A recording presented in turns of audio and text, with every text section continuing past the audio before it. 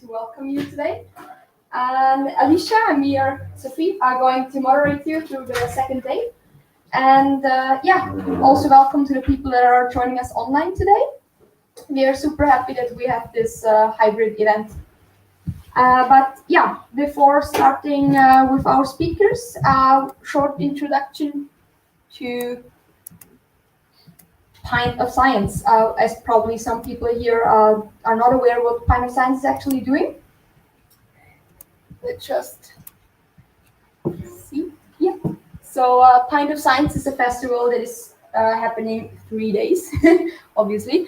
And it's an organization that was established in 2012 by PhDs and postdocs, and is a science event that is happening all over the world, but also in Norway. And you can see that it's happening in the main cities in Norway, in Oslo, Stavanger, Bergen, Trondheim, Tromsø, but also even in Svalbard, which is quite cool. And we are a team of 6 volunteers here in Trondheim doing this festival for the first time. So hopefully everything is going smooth, but please be patient if not. And so as already mentioned, it was funded or built in 2012 and got quite large the past couple of years all over the world. And in 2019, it took place in 24 countries in almost 400 cities. So that's quite cool. And Pint of Science this year has a concept of 6 different themes. For example, our beautiful brain, our body, or our atoms and our society.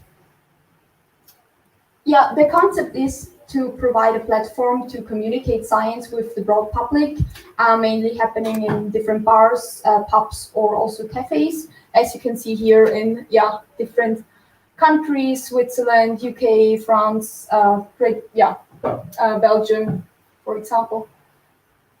So what it is for the speakers, it's also to bring your science to the public that is not aware of what you're doing. So it might be very simple questions, but also some tricky questions. But that's the nice thing to spread science and spread knowledge.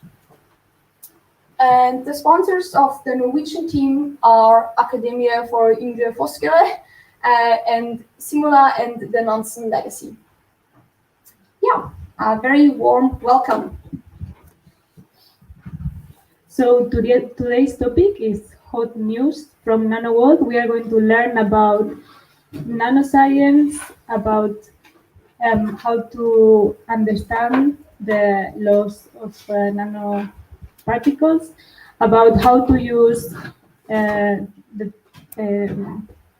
how to use it for cancer treatment. But we are also going to learn about ceramic membranes and how they can make industry more sustainable. And finally, we will have a talk from Greenpeace about deep sea mining. So we are very excited, and pay attention to all the talks, because at the end we will have a Kahoot quiz, and there is a prize for the winner. It's 250 krona bushel. So yesterday some of the public were a bit surprised because we didn't warn them enough about this, so watch out and pay attention. And remember, of course, we are very lucky in Trondheim to be able to be here physically, but we need to use our mask whenever we are walking between the tables and keep 1 meter distance. This is very important, but of course it's possible, if we keep these rules, to socialize, and we hope that we can get to know each other better along the night. So now we can start with our first speaker, and I'm very happy to introduce you Vilde Braten, who is a PhD candidate at NTNU, and her research focuses about nanosystems using molecular simulations. And applause for Vilde.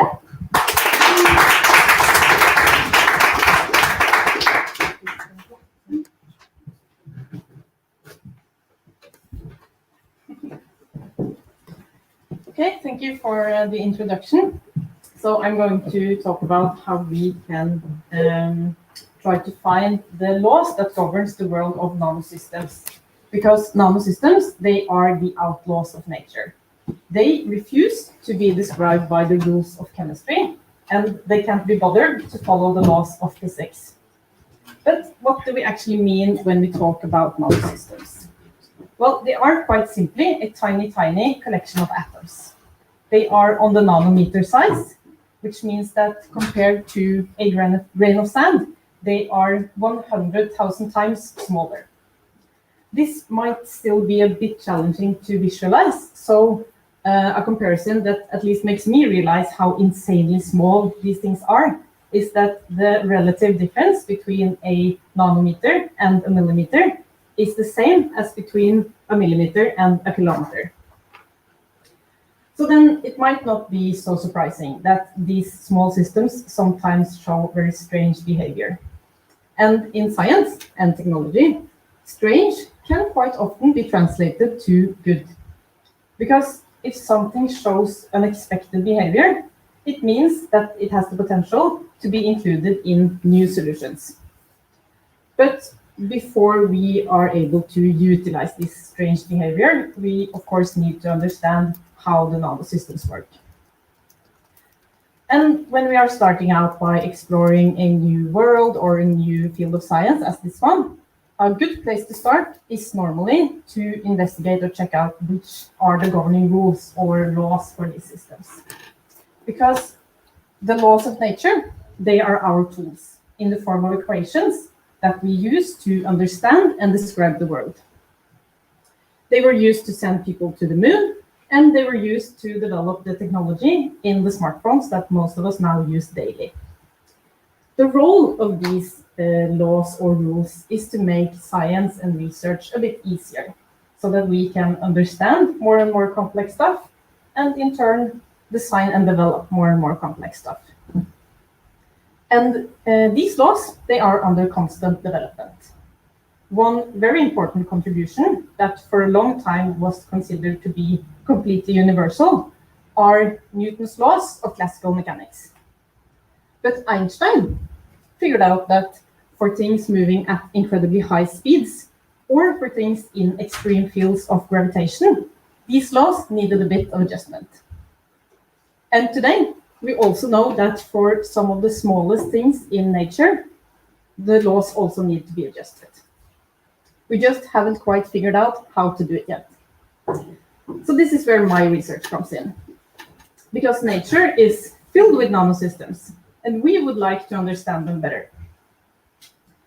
One example of such a nanosystem that has become very important within this last year are virus particles. And there exists a large number of different types of virus particles, which all work in different ways. But the one that I'm interested in looks like this. Initially, it is just chilling inside a protective shell called the capsid. But as soon as it enters our bodies, it shoots out of the shell and into one of our cells. But in order to do this, the virus needs to have an incredibly high pressure on the inside of the shell. We have actually measured pressures as high as 60 atmospheres inside these tiny shells, which means that inside the virus particle, the pressure is 60 times higher than what we feel from the Earth's atmosphere. But in order to compare it to something that we might have a bit more clear relationship with, it is also equivalent to 20 times the pressure inside a normal bike tire. So my point of all this is that if we now want to find out how we can protect ourselves from this virus, a good place to start is probably to figure out how the pressure becomes so high. Because if it didn't become so high, it wouldn't be able to shoot out of the capsid and we would not become sick. But this task is, of course, not without its challenges. Because our current rule for pressure tells us that the pressure inside the virus should actually be lower than it is inside the bike tire. So this rule can obviously not be applied, and we need to take a different approach. And the approach that I'm using is to investigate the virus through a generalized model of a nanosystem through simulations. The simulations, they calculate how every single atom is moving around inside the virus or the nanosystem. So when I look at the virus, it looks like this. But what I'm looking at most of the time when I'm working is this. A long list of numbers resulting from hundreds of thousands of computations. And even though this black screen with white numbers doesn't look much like a microscope, I like to think of the simulations as sort of a theoretical microscope that we can use to look inside the virus and see how the atoms are moving around. And then we can figure out what they're doing to create the high pressure. So through the theoretical microscope, we can actually see that it is the atoms along the edge of the virus that wants the pressure to be high. And in order to get it their way, they use peer pressure. Since the virus is so small, quite a large amount of its atoms will be located close to the edge. And therefore, they will have the final say in what the pressure becomes. While in a much larger system, the atoms along the edge makes up a much smaller amount and will not be able to affect the pressure. If we now zoom out on the big system, we clearly see that it has a much larger amount of atoms in its middle region than it has along the edge. And this actually works as sort of an illustration of what it can look like inside a bike tire, where we can see that the atoms along the edge are still there, and they are trying their very best to try to persuade the bike tire to increase the pressure, but this time they are completely outnumbered and simply ignored. So this difference is the most important reason for why small things, they act out and break the rules, while larger systems, they are generally more well-behaved and follow the rules. And this is quite a well-known fact in my field of research already, in nanoscience. But what is still missing are the general rules and laws and equations that can help us predict this behavior. Because we can't put peer pressure and the atom's persuasive abilities into an equation. These first need to be translated into mathematical expressions. But unfortunately, there is no such thing as nanotranslate that can help us translate from English to mathematics. So instead, we need to use what we know about how pressure works on the atomic scale in order to find the correct translation. So my contribution is like this: a huge dictionary filled with functions and equations. And these functions and equations, they aren't restricted to describing virus particles. They can be used to describe all types of nanoparticles, all types of nanosystems. Because by studying how the virus uses its size to create the properties that it needs, we find answers to completely fundamental questions about how all nanosystems work. And this is the best thing about working with fundamental research, because the new laws or equations that we find, they can be used to find the weak spot of the virus, which should be utilized when we are making vaccines. But all the knowledge that we gain, they can be used to create new nanosystems and design them in a way that gives them the exact properties that we want them to have. And we have already been able to utilize this knowledge in some very specific applications already. One type of nanoparticle that I find particularly interesting are ones that can be used in cancer treatment. In this treatment, which is called nanomedicine, the drug is placed inside the actual nanoparticle. And researchers at NTNU have figured out how these nanoparticles can be assembled into a small bubble. And when this bubble is injected into the bloodstream, it is actually able to find its way directly to the tumor cells. While in regular chemotherapy, the drug is also given to the healthy cells of the body, which of course gives more of the unwanted side effects. Another type of nanoparticle that also has been developed at NTNU are the ones used in testing of the COVID-19 virus. These nanoparticles have specifically designed magnetic properties so that when they attach to the genetic part of the virus, they are easily extracted from the sample. And we can eventually recognize it as the coronavirus. And for many years already, researchers all around the world have been working on trying to create the best type of antibacterial silver nanoparticle. And even though these nanoparticles probably won't replace the dispensers with antibac anytime soon, they are already important in disinfection of water, in food packaging, and in medicine. So these three examples clearly show that we are on our way to utilizing the full potential of the nanoworld. But I believe that this development could have gone faster if we had the help from a few general rules or laws. Because then we could more easily predict how these nanoparticles would behave before we created them in the lab. So it might seem a bit pretentious to claim that we are going to create new laws of nature. But if there is one thing that history of science has taught us, it is that we must never believe that we now have found the only complete and correct solution to a problem. Because the solution that we have today is just that, the best solution that we have today.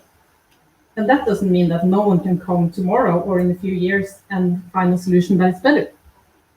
And for me, this is the best part about working in research, to be able to be a part of this development and bring the world forward, even if the steps are nano-sized. Thank you for your attention.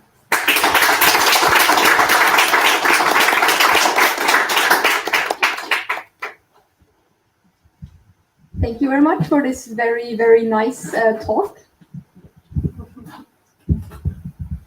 Applying anti-bac. I think it was a very clear and very straightforward presentation. I hope everyone felt the same as I did. And is there any questions from the auditorium, from the people here? Yeah. Very well done. I just want to know, did you do all the drawings yourself? Yes. Oh, this is most impressive. It is. Very impressive. I should quickly start to become an artist. Could do both. Yeah. Yeah. Maybe an answer as well. So you talk about the chemotherapy inside the nanoparticles, right? So how do you put the drugs inside the particle, the nanoparticle? How is that possible? So I'm not the one making these exact nanoparticles, so I'm not really sure how they do it, to be honest. If it's so small. Yeah, I was curious. Do you know? He knows Yeah. how to put the drug. Then we give the microphone to one of our. Sure. Yeah. These nanoparticles have some surface charge, and you just match the surface charge with other, or some through chemical reactions in the surface. You can load the drugs in the surface or on the surface, or even sometimes within the nanoparticles. Thank you. Thank you very much. And, yeah.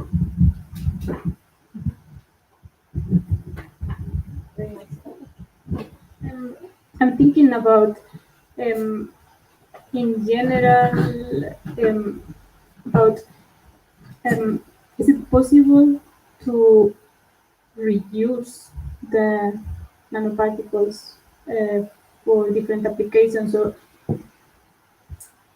it's generally one use application, how to dispose these nanoparticles without creating problems to the environment. Yeah.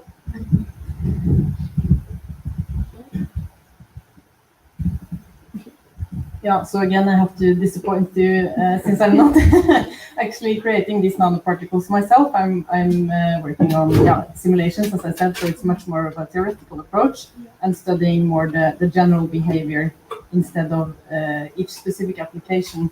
But I think your question shows very clearly why it is so important to actually do research on these fields so that we make sure that we make nanoparticles in a way that doesn't do anything else than we want them to do.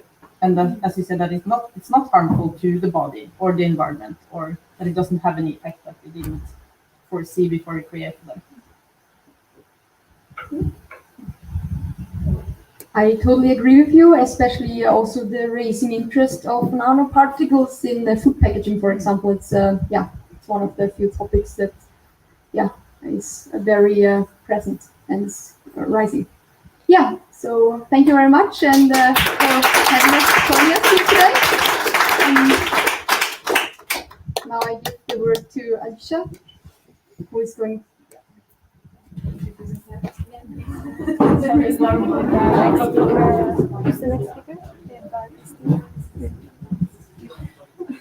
Come on, he's here. Or should we have like a... So we will have a 5 minutes break, and then we will continue with the next speaker.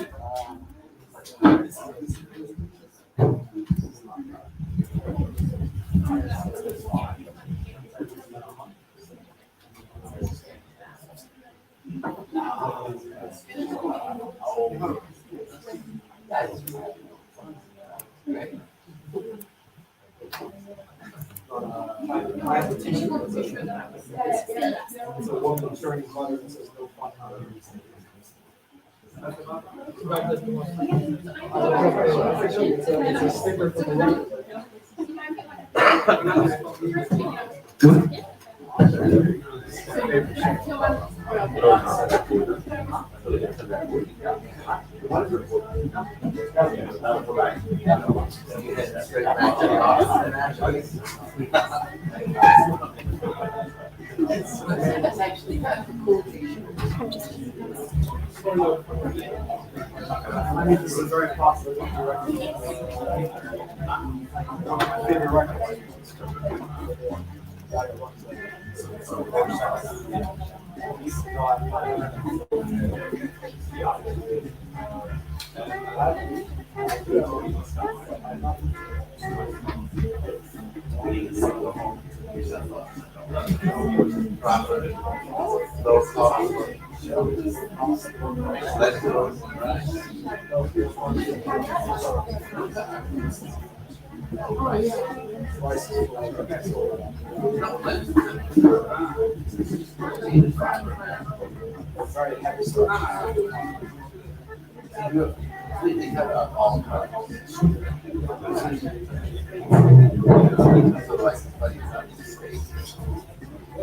Sugar for sure. I very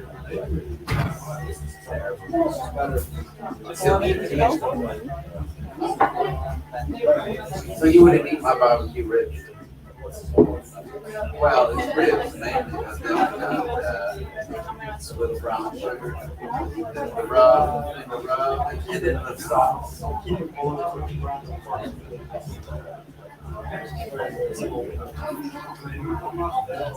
can replace it. Super alcohol,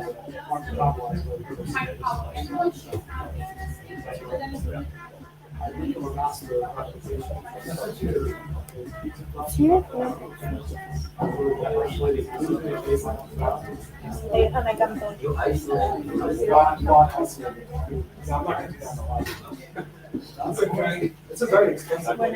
Yeah. What the fuck you doing in your kitchen, boy? Isolating. I have no problems with food. What do you call it, you guys? I can't eat food.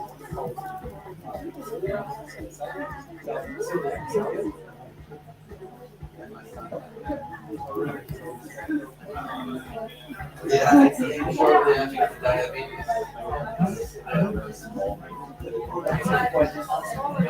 Oh, yeah. Oh. That's why you don't.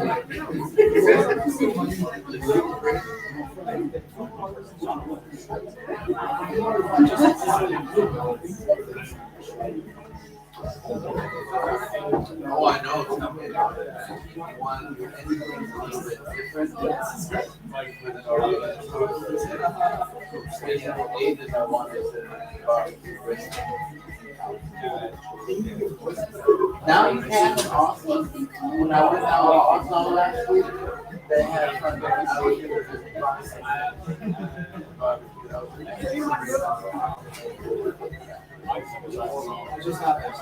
but I can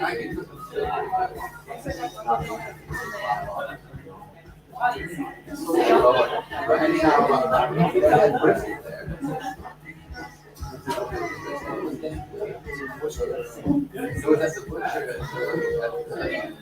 at the coop vaccine. So I'm looking for you over there.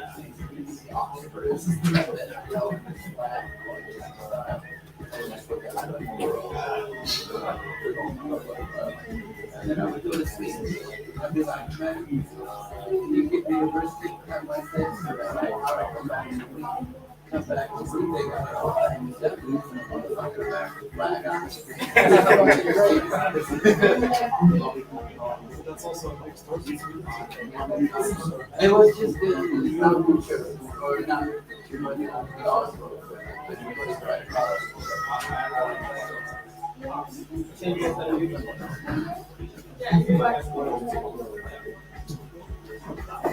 Yeah, check it out. I get meat from the national schools, so they have like programs, like kind of company, and they give you exactly how long say Yeah, look how that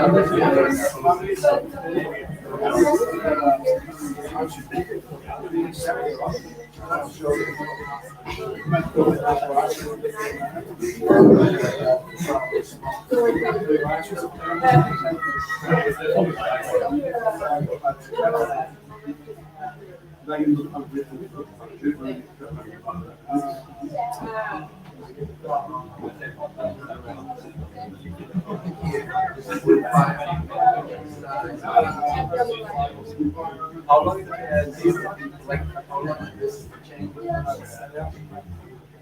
for how long do you put it inside?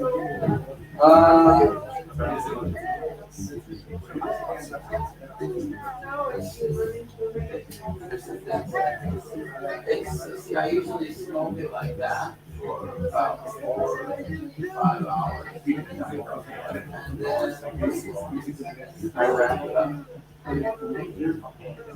Make it more tasty.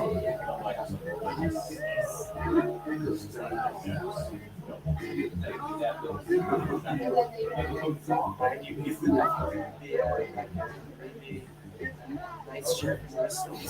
Oh, and here's the roots. It's cut off the bone the night before. They hold it. It's really good. I think you have to make a little bit of carb instead of sugar. It's like once in a while.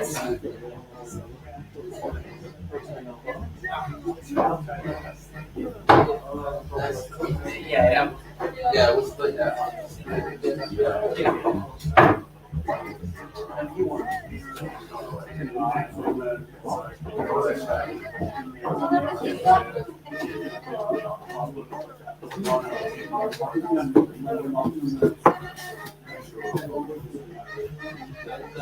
He's not saying this. Are we ready now? Yeah. Let's continue. The reason why I set up now the camera is in the public because our next video is going to be live. So You gotta speak louder. excuse me, guys. No. So the next speaker is joining us online. So now we have the camera pointing to us, to the public, and then we will have also time to ask him questions. He's a master student at NTNU, and it was great that we were having some questions about cancer treatment before, because he's hopefully going to answer some. Okay, so I lost the sound from you guys now. Welcome.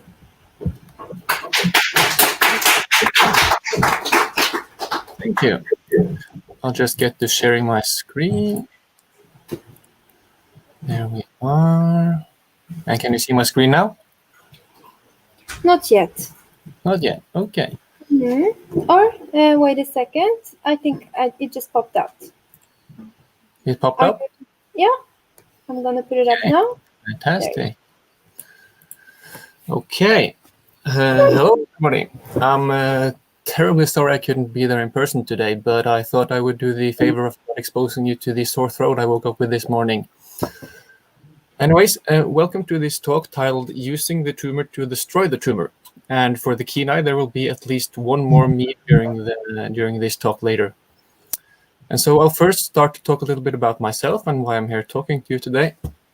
Then we have to talk a little bit about chemotherapy and cancer treatment in general, both what it is and how doctors select which patients should get what treatment today.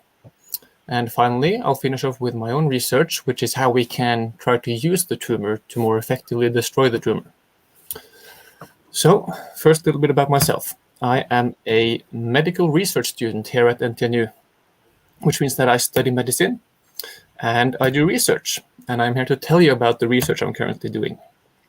But before we get to the good stuff, so to speak, we have to talk a little bit about chemotherapy in general. And so chemotherapy is a common name for anti-cancer drugs. And what this means is that these are drugs that kills cancer cells more or less effectively. There are a lot of options when it comes to chemotherapy. Now, this right here is the list of FDA-approved drugs for treating colorectal cancer, which is what my research focuses on.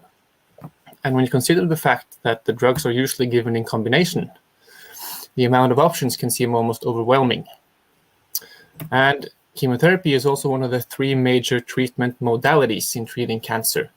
So what we mean by this is that we have chemotherapy as one axis, and we have radiation, and we have surgery.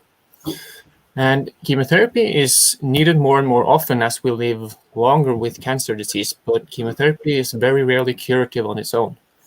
And chemotherapy can be combined with radiation, which it often is, and be given both before, after, or independently of surgery.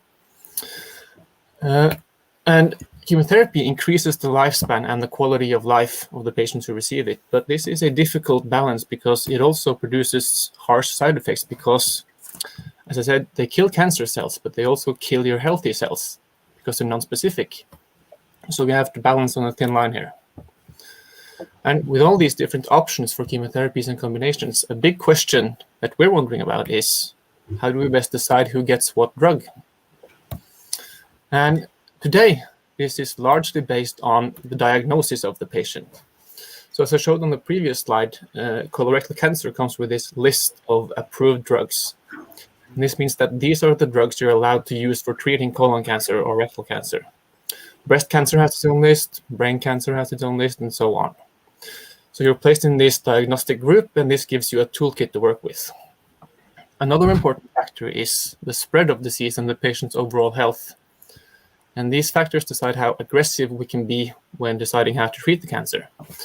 So for example, if you have a young, relatively healthy patient who has disease that has spread or metastasized, as we say at the hospital, you will employ the most aggressive treatment we have because this patient can sustain the side effects. Whereas if you have an elderly, frail patient who has localized disease, meaning it's only in the patient's colon, for example, you will employ a less aggressive strategy because this patient doesn't need the most aggressive treatment and likely wouldn't be able to tolerate it. And finally, there are a few select molecular markers that can help guide therapy. And what I mean by this is that for a certain genetic mutation or a protein alteration, there exists a therapy that works only in the presence of that molecular marker. This final point is very interesting, but it's not something that's prominent in today's cancer treatment. So what this means is that there's little to no personalization of treatment. You're simply placed in a group. For example, you can be a young, healthy patient with metastasized colorectal cancer. And from there on out, it's the doctor's decision on what best to treat you with. And what this results in is that only about 50% of cancer patients get effective first-line treatment, meaning that only half the patients who receive chemotherapy have a measurable shrinkage of their tumor after their first treatment regimen. And we think that this number is quite too low, and we want to look at ways to increase it. And a possible solution that has presented itself in the recent years is what's known as organoids. So, what are organoids? Well, I reckon some of you with background in science have heard about traditional cell cultures. These are layers of human cells in petri dishes that are used for experiments and have been invaluable in basic research over the past decades. They also have their severe limitations because these traditional cell cultures don't look like our human tissues genetically or in the way they respond to treatments. Whereas organoids are three-dimensional cellular structures composed of the patient's own cell or cells. And we retrieve these cells either via surgical resection of, for example, a tumor, or a biopsy of some kind of tissue in their body. And the most important thing is that these organoids resemble the tissue they were derived from, both genetically and in the way they respond to treatment. And they can be derived directly from the patient's own tissues. Almost any tissue in the body can make organoids, be it brain, kidney, liver, or cancer disease. And with recent advances in the technology, it's relatively fast, easy, and cheap to develop organoids. And on this round photo here, you can see a photo of one of our organoid cultures, where each of the circles in this photo is a coherent lump of colorectal cancer cells, essentially a microtumor. And what we're wondering is, can we use these organoids to predict how patients respond to anti-cancer treatments? And as I've said, sometimes I hope that here in Trondheim we focus on colorectal cancer for the time being. And what we want to do first is try to figure out if we can predict how they will respond to what we call standard of care chemotherapies. And what I mean by this is that some chemotherapies are used a lot more often than others. And for colorectal cancer, it's these three right here. So these three make up the backbone of all chemotherapy treatment for colorectal cancer. And they're combined in these three different chemotherapy regimen combinations. And we want to test if there's a difference in the way these organoids respond to these three regimens. Which brings me to the most important slide of this talk, which is the pre-sort project, or the project I'm currently involved in. Now, this figure is composed of two main parts. We have the top part here, which is the laboratory part that I'm mostly involved in, and a bottom part, which is a computational modeling part that I'm not directly involved in, but which will get important later on in this project. And so, what's the point of this pre-sort project is to create a pipeline for matching a cancer patients with the best combinatorial chemotherapy regimen. And I'm going to take you through this slide now step by step. So it starts with a cancer patient. And we retrieve some tumor material from the patient, either via surgical resection or a biopsy. Then we bring that piece of tumor to the lab and we cut it into really fine pieces. We don't go quite nano, unfortunately, but we're down to a few hundred micrometers. And then we embed these pieces of tumor into a gel-like substance and place it at the bottom of these wells in these plates. And once we have these gels here, we can overlay them with chemotherapies. So we test these chemotherapies I mentioned on the previous slide in different concentrations to see if there's a difference in what combination is most effective at inhibiting the growth of these small tumor pieces at the lowest possible concentration. And to measure how they respond to these treatments, we take images of them using a high-powered microscope daily and use imaging software to calculate how much they grow during the duration of the experiment. So you can see it takes a little bit of time, but this is what we call a clinically relevant time frame. So from the start here to the start of treatment, there's no delay in the patient's treatment program. And so once we have imaged the organoids and see what combination is most effective at inhibiting their growth, we hope to be able to assist doctors in making the best treatment decisions possible. Now, this bottom part here isn't that important yet in the project, but as I mentioned, the possible options of chemotherapies and combinations are quite many.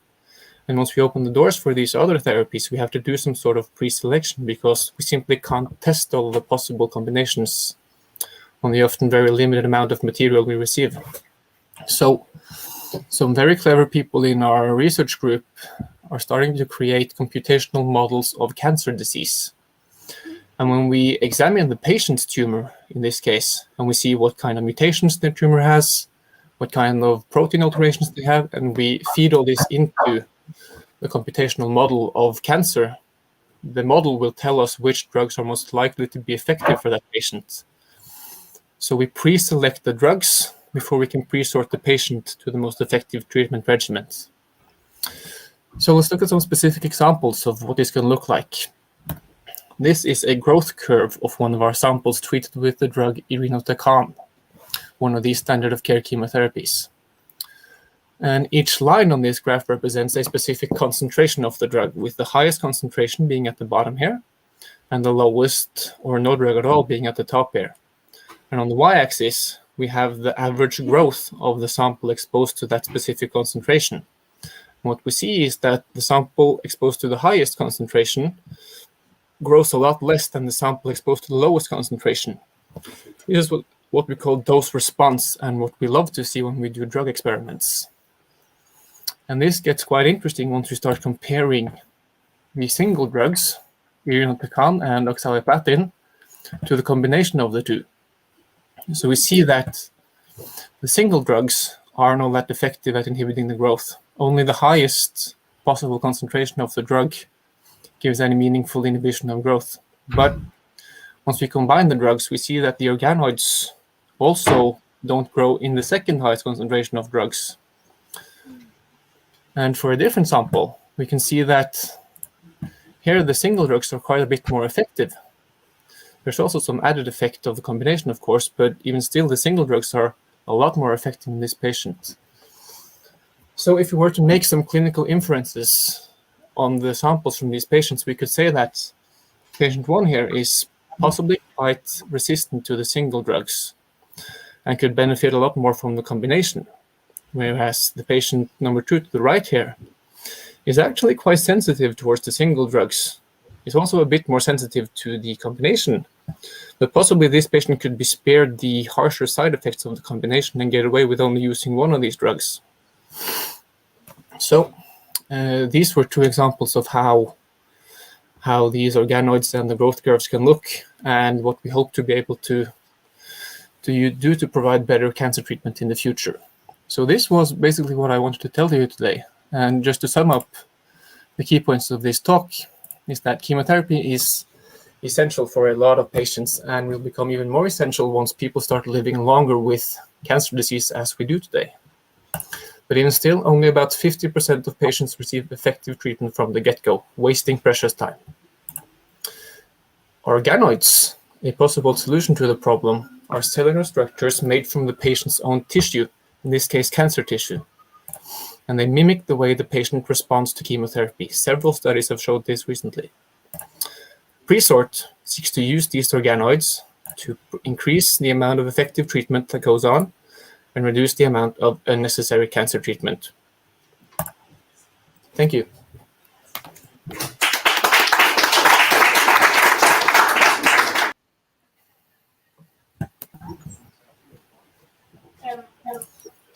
I just realized that you couldn't see my face when I was standing before. Thank you so much. So is there any presentation from the audience or from the chat? We don't have anything in the chat. But I have a question though. Mm-hmm. Yes, we have a question. Maybe you can. I can repeat the question. Yeah. So is the cutting of those tiny slices representative compared to the whole organ that you want to treat? in the end? So it's the really small slices that you are cutting, and is it representative for the whole organ that then you are planning to apply the treatment to? Yeah, the short answer to that question is yes. And this is quite a common piece of studies investigating organoids, where you show the genetic similarity between the organoids and the original tissue they were derived from. So yes, the organoids accurately represent the what we call tumor heterogeneity. We have another question. So you test the effectiveness of cancer treatment drugs on the cancer cells, and you see that individuals have very sort of the response to the drug can vary greatly between individuals. But you also test the drug in healthy cells because there might also be a variation. So the question is, you are. It was a long question. You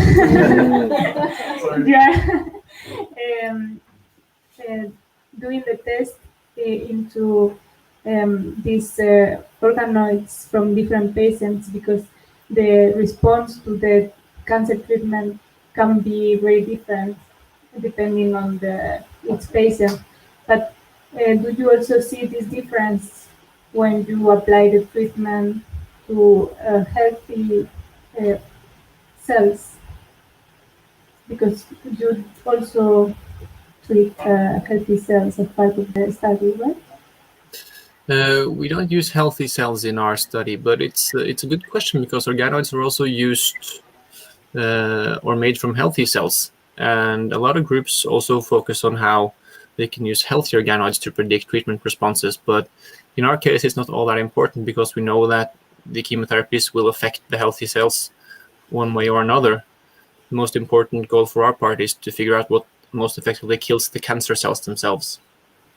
We have One more question. one more question from the same person. Is the test efficient enough to do on a patient, like per patient basis?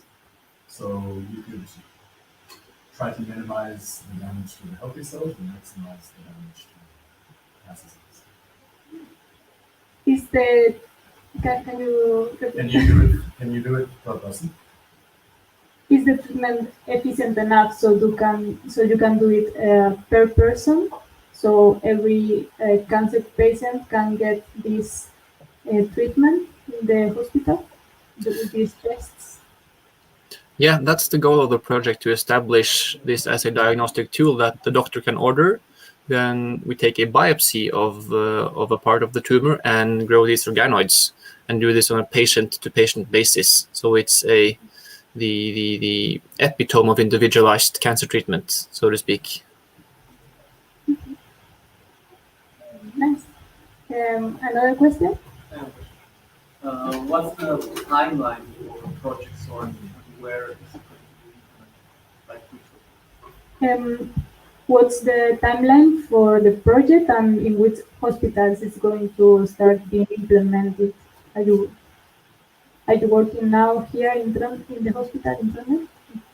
Yeah, so we're working mostly at Sintef in Trondheim, actually, because they have these fancy robots that can do cellular work that we want to use to increase the throughput of these screens.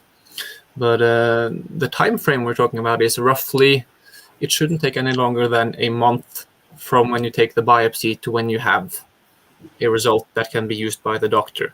And currently what we're doing is that we take a sample and expose it to drugs the day after we have made them into organoids. And then we image them for a week and take off the drugs and image them for another week. And then possibly after 2 weeks, then we will have a decent result that can be given to a doctor. But we're still in the starting phase of this project, so it isn't implemented on a clinical level in any hospital yet, but that is the main goal for the near future. Thank you for your answer. We have the last question. Yeah, more of I didn't quite catch. Are the organoids themselves extracted, like whole from tissue? tissue, or you grow them on a smaller set of cells with like Are the organoids extracted as a whole from the tissue, or they are grow? They grow from a small sample of cells. That's actually a very good question, because that's something we're struggling with in our lab these days. Because you can do it both ways. You can take the tumor and divide it into many, many lumps of coherent cancer cells, or you can use enzymes to digest it down to a single cell fluid solution, where both of these can theoretically form organoids, both from a coherent lump and from a single cell. But we haven't managed to make them form organoids from single cells in our lab quite yet. But that's what we're working towards, because that is what will give the highest throughput, the easiest way of doing this screen. Thank you so much. I wish you all the luck for the continuation of the project, and thank you so much for joining us today. Thank you.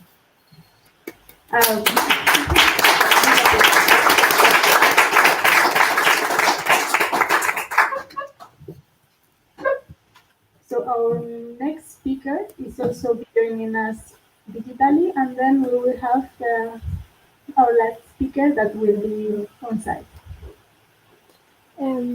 The next speaker is not with us yet digitally, so we can take 5 minutes buffer. And should we not catch up with them, Frida could go first. Okay, so we are taking a 5 minutes break, and then we will see which speaker comes. And if it's online or here.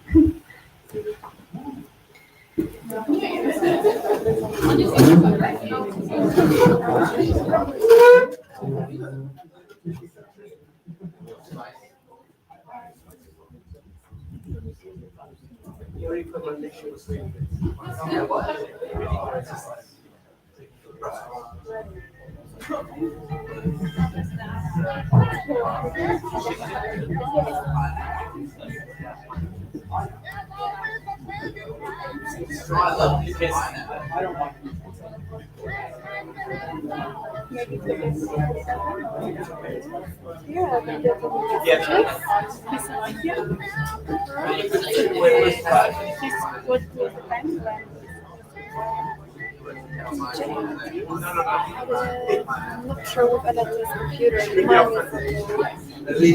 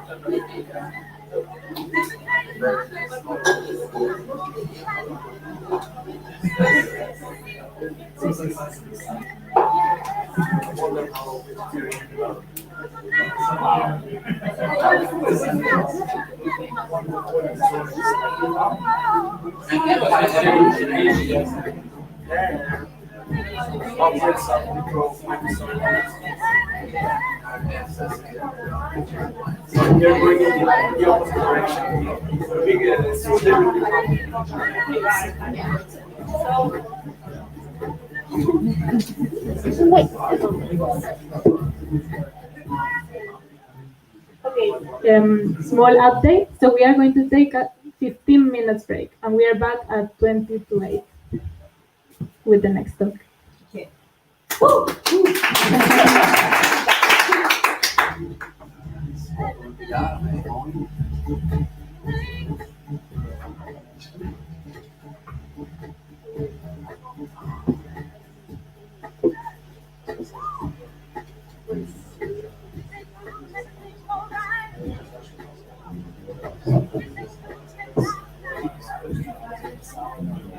Not even direct. No, there is.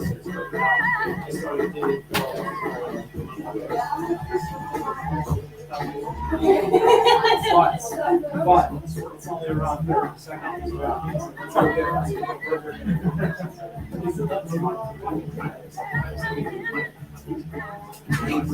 For love. Give up that state until the old lady goes out and down.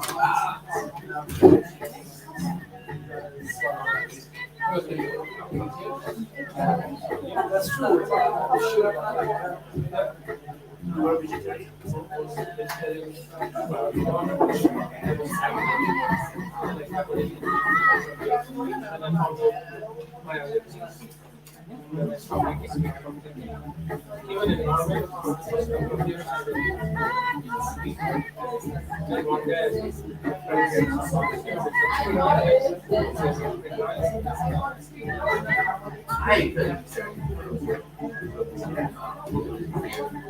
But even though like we don't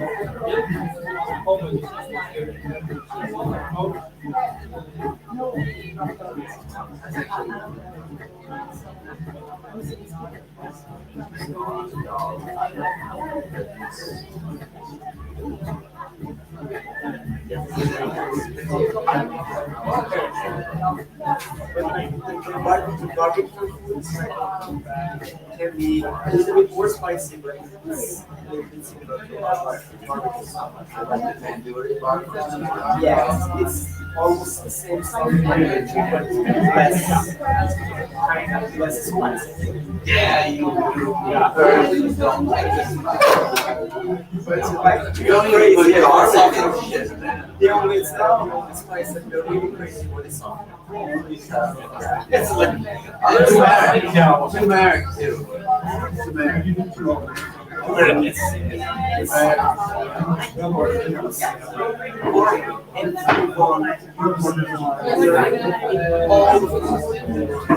I'm still wondering why. You cook it up with the onions whenever you have. Yeah. Yes. It doesn't feel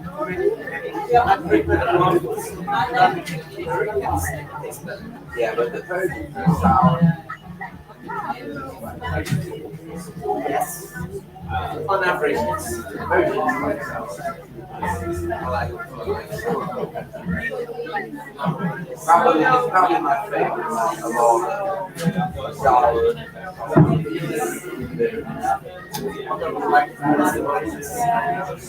Sour food is the combination of pomegranate and fish. It's amazing. Oh, I haven't tried that. I know the pomegranate. Use some pomegranate taste sauce and just inside some and you have to stuff it with some other stuff like I can give you the recipe. Give me the recipe. Put it in the oven. Eat it with some of the that green stuff in it. That's the true way of serving this. And put the rice. Jag tror att jag har allerede på for rockside efter tida. Men det var det ikke her, så kjapt. Så nå har vi med sammen også. Ja, altså vi har ikke direkte kontakt med han. Jeg har kontakt med hans sjefen. Ja, fordi han er fra Greenpeace. Ja, så han representerer for sjefen. Så jeg må bare skrive han sjefen hvis han er klar. Og da får jeg snakke. You and your brother sat over. The younger child didn't have one chance of winning.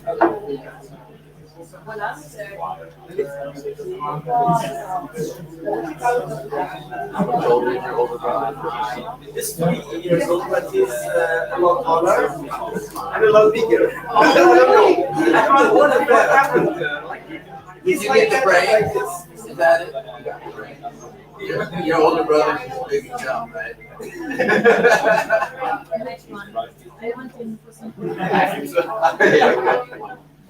He ain't go kick your ass.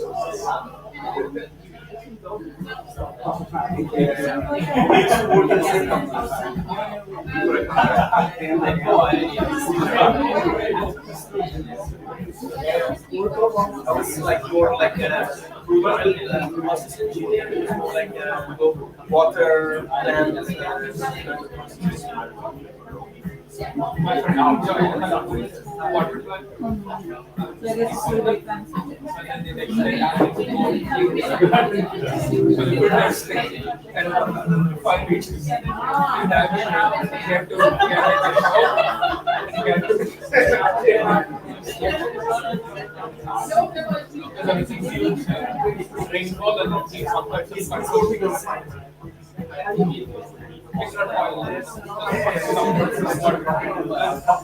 Because nowadays all people are higher like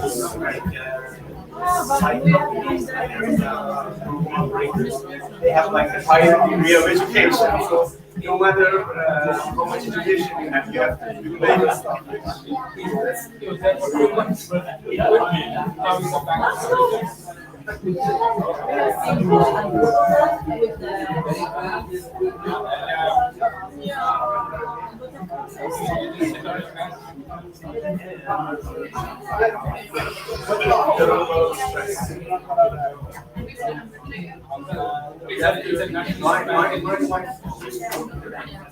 So like one day she called and said, I have an allowance in the system. I said, okay, how much is that?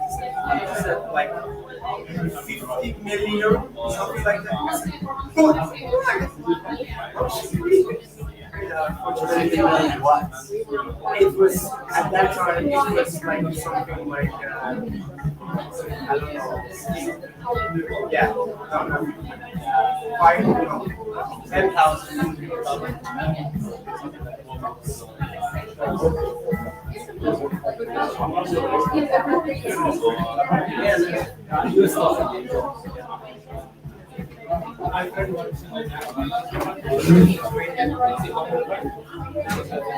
Excuse me, girls. What time are y'all starting up again? How many? 40 minutes. If you're a manager, it's very expensive. Like yeah,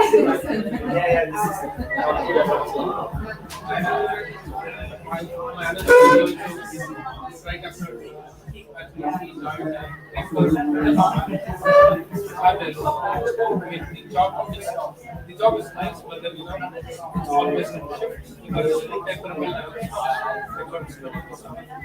they have to work up shifts, and then the whole mill stops for maintenance for 10 days. The first day he thought that is going to be the best 10 days of his life. Because 10 days they need to do all the maintenance work. For the drainage, they have to relay into a boiler. They have to look for rust. Oh man, you made me happy about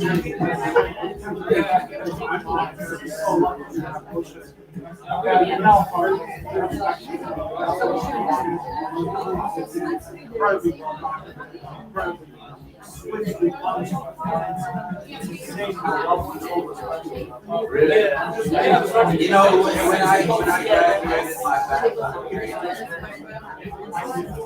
I had two chances to go. I had one job offer to work at field farm. And they were offering me I had an offer from field. And then I had my PhD.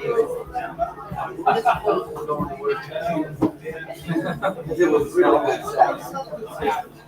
Coming with a bachelor's like a 70 grand a year. What they offer.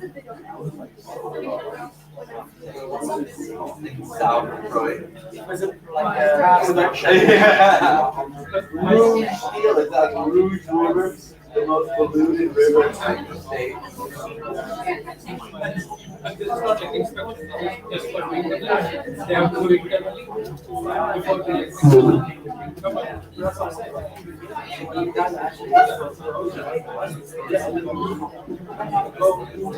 Just to go into this, this is so perfect. How in that tree, but I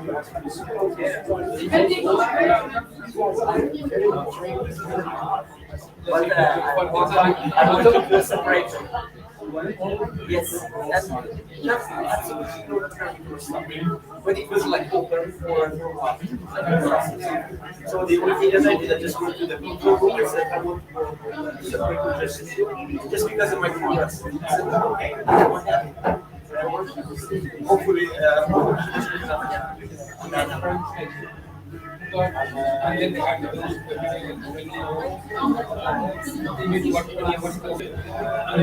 once we get this, startup is the most dangerous because that was most because if I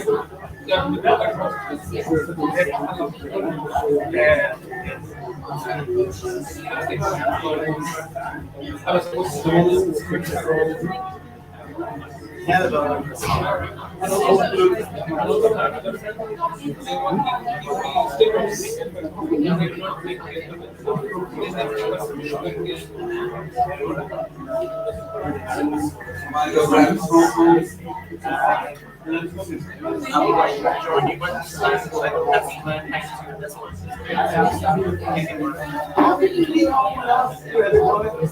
I live in actually at the office.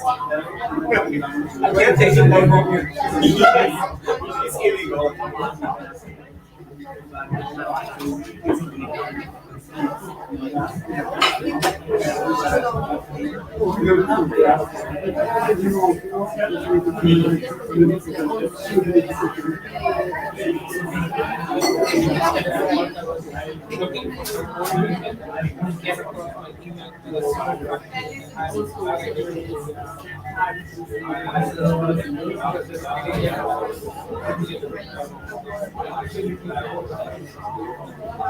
What is that?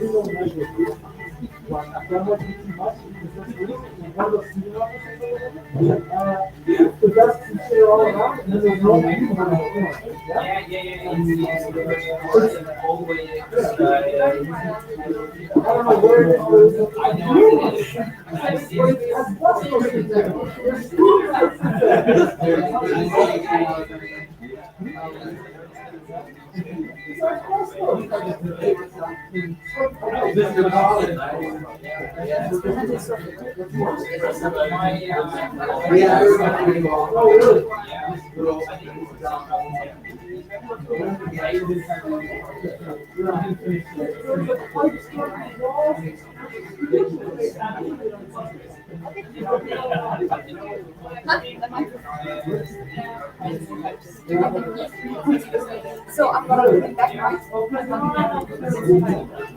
I am. Well, that's what I find out now.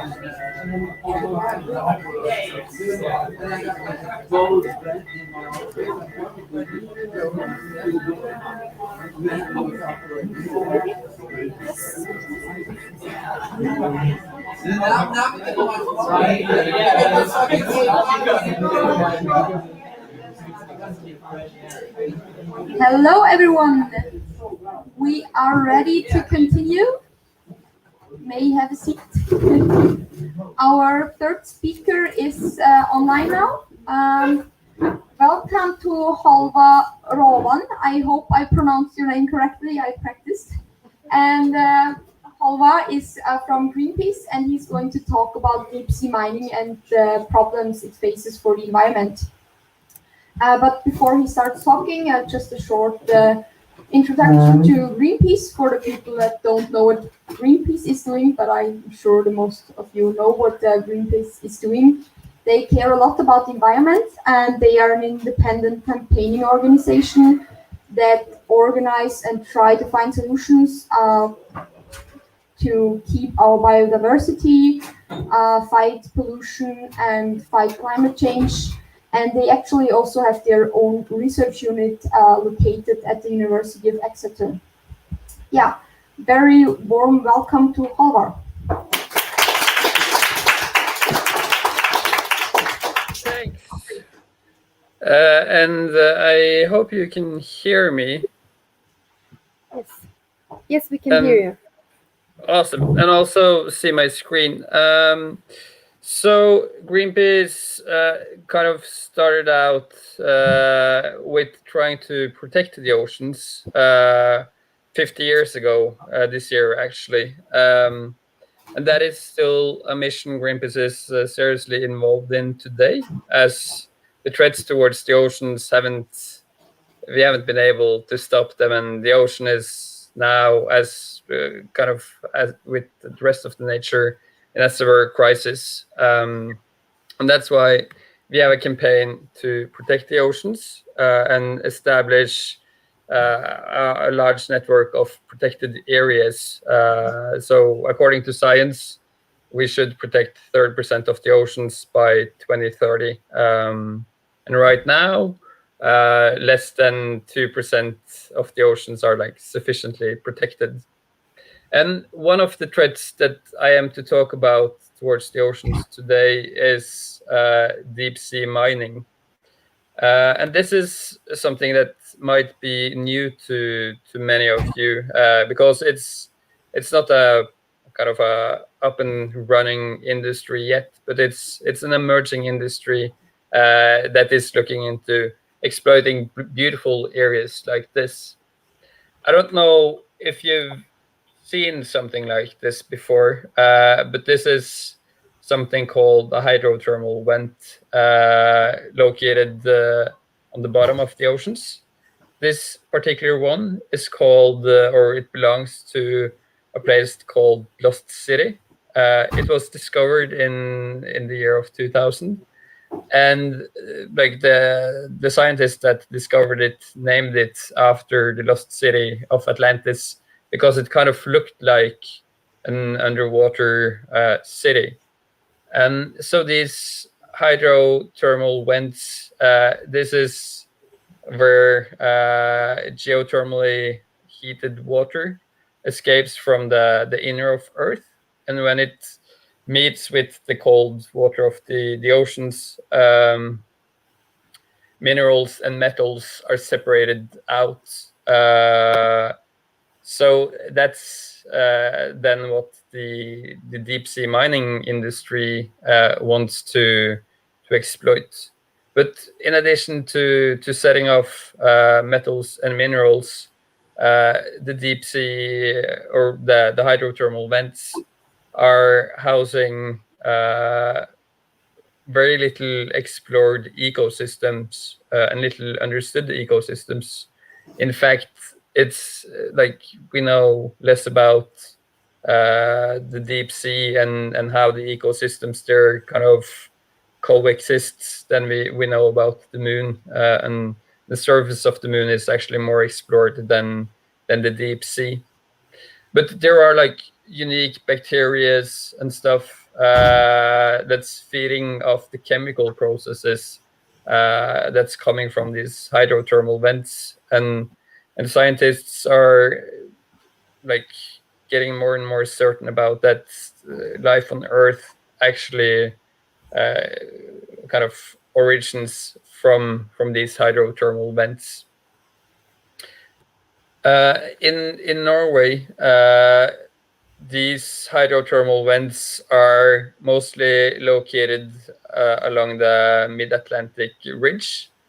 And that's also typically where you find these hydrothermal vents, so along ridges underwater, and then also in areas with tectonic activity and where the tectonic plates collide because they are causing a lot of pressure and stuff.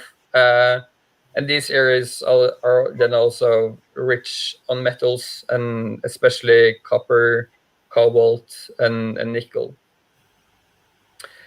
And yeah, as I said, the deep sea habitats, they are very fragile and also very ancient and otherworldly. It was long believed that life can't be sustained by or without oxygen and the access to sunlight. So it was kind of quite a surprise that you can actually have fully functioning ecosystems connected to these hydrothermal vents. Uh, but but even though that came as a surprise, there's still little scientific understanding of the hydrothermal vents. And because of that, here in Norway, the Institute of Marine Research, located in Bergen, have, together with the International High-Level Panel for a Sustainable Ocean Economy, that the Norwegian Prime Minister Erna Solberg was key in putting down. They have both advised against deep sea mining because it's not part of any sustainable ocean economy. And that is mostly because of like the principle that if you don't have enough knowledge, you should wait till you get more knowledge. And we also know that the deep sea habitats are especially vulnerable because they are long-lived and very slow growing, which you can imagine since there are little access to oxygen and also no sunlight. And yeah, as I've said, these unique ecosystems, they are increasingly being seen as a source for valuable minerals, such as copper, cobalt, and nickel, as I mentioned. And at the moment, there's been 2 test drillings going on in the Pacific, which Greenpeace have been in protested because we think it's of like utter importance to stop this industry before it actually becomes like a commercial industry. And also here in Norway, we are seeing a push for deep sea mining. I'll shortly get back to that. But they are like in the phase of developing machines and protocols for how to drill on the deep oceans for these precious metals. And for example, in Norway, in some of those areas where they might get access to exploit the deep sea ecosystems for minerals, so many of those areas are actually protected against bottom trawling, for instance, which is like the most destructive way of fishing, simply because there is so little knowledge about these deep sea ecosystems. So you can say it's a very big paradox that Norway have protected these unique ecosystems towards bottom trawling, but that on the other hand, Norway is maybe opening up for a deep sea mining industry to exploit these areas. That's also something we're seeing in the high seas, that it's a poor protection of the high seas, which, or like international waters, which isn't under the management of any country. We have something called the International Seabed Authority, or ISA, but so far the ISA have failed to say no or to not grant any exploitation licenses that have been requested for. So, which is obviously very strange, since so far it's not possible to say if it's manageable to exploit the deep sea for minerals in a sustainable way. And then it's very controversial that the International Seabed Authority have opened up for this. And here in Norway, and I guess in other countries as well, we're seeing that the oil and gas industry is looking at deep sea mining as an opportunity. And I think that obviously comes because even the oil industry must have kind of realized that they aren't a future industry. So they are desperately looking into other areas of, or like other business models that they can adapt to. And deep sea mining is one of the ones they've identified. Last year, the Norwegian Oil and Gas Association actually commissioned or published a report saying that minerals on the deep sea could give Norway up to 180 billion Norwegian kroner per year, in addition to providing for 21,000 new workplaces, saying that it was a huge potential for deep sea mining in Norway, which is like, that shouldn't be true, because we shouldn't exploit these ecosystems. And one of the reasons is that, like, the machines you were seeing here, this is a photo Greenpeace took in recent actions in the Pacific, where the industry is now doing like the first test runs, trying to figure out how they can extract deep sea minerals. This particular machine, as you maybe agree with, I think it looks kind of like a bulldozer. And that's also in a way what these machines do on the seabed. They kind of work as a bulldozer, smashing up everything that comes in its way. And the consequences that the deep sea mining industry will have is that they will separate kind of coherent or continuous habitats and ecosystems, making these ecosystems more fragile because they will be smaller, and then they will be like, they will have less threshold to other stress factors that humans are causing, such as climate change and ocean acidification, etc. It's also enormous aerial demands because, like, when they drill for these minerals and metals, it's a thin crust that's containing these minerals and metals. And then in order to kind of get the volumes up, you need vast areas to extract from. And this also spreads dust from the extraction process, which is interfering with the fragile ecosystems on the deep sea. And the loss of habitat in these deep sea ecosystems is believed to cause less food for other marine species in the food web, which will in the end have the potential to kind of interfere with the oceans as a whole, if you kind of look at the oceans as a separate ecosystem.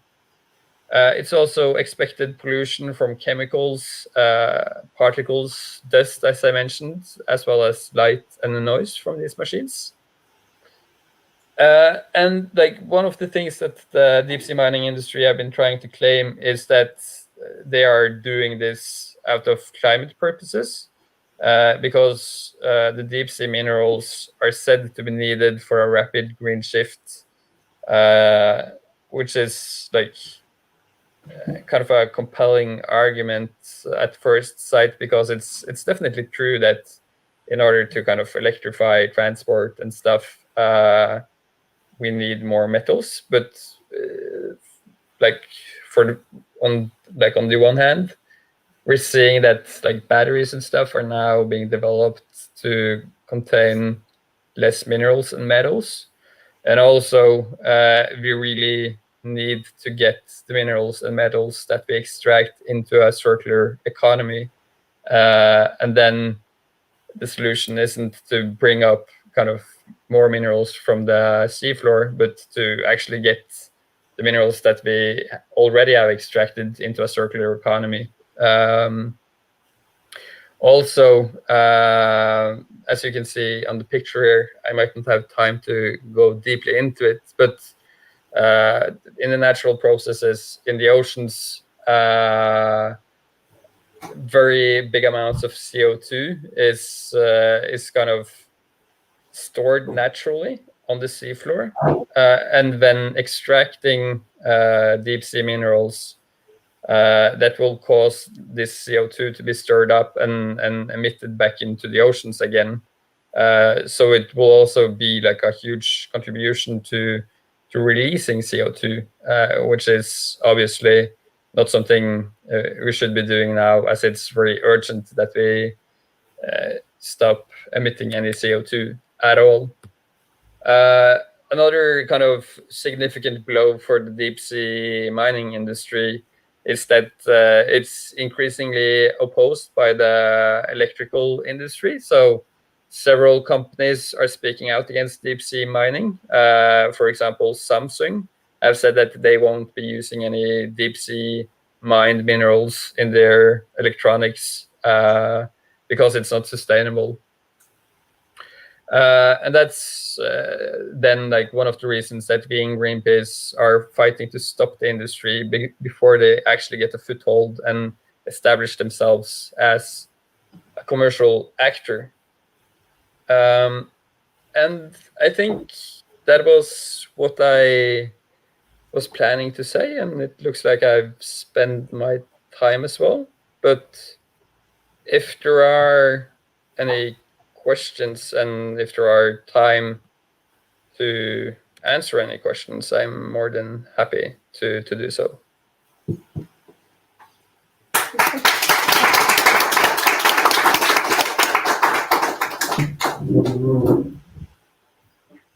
Yeah, thank you very much for this engaging talk. I think it was very, very interesting, especially since these hydrothermal events are very old, and even the latest universal common ancestor was habitated there.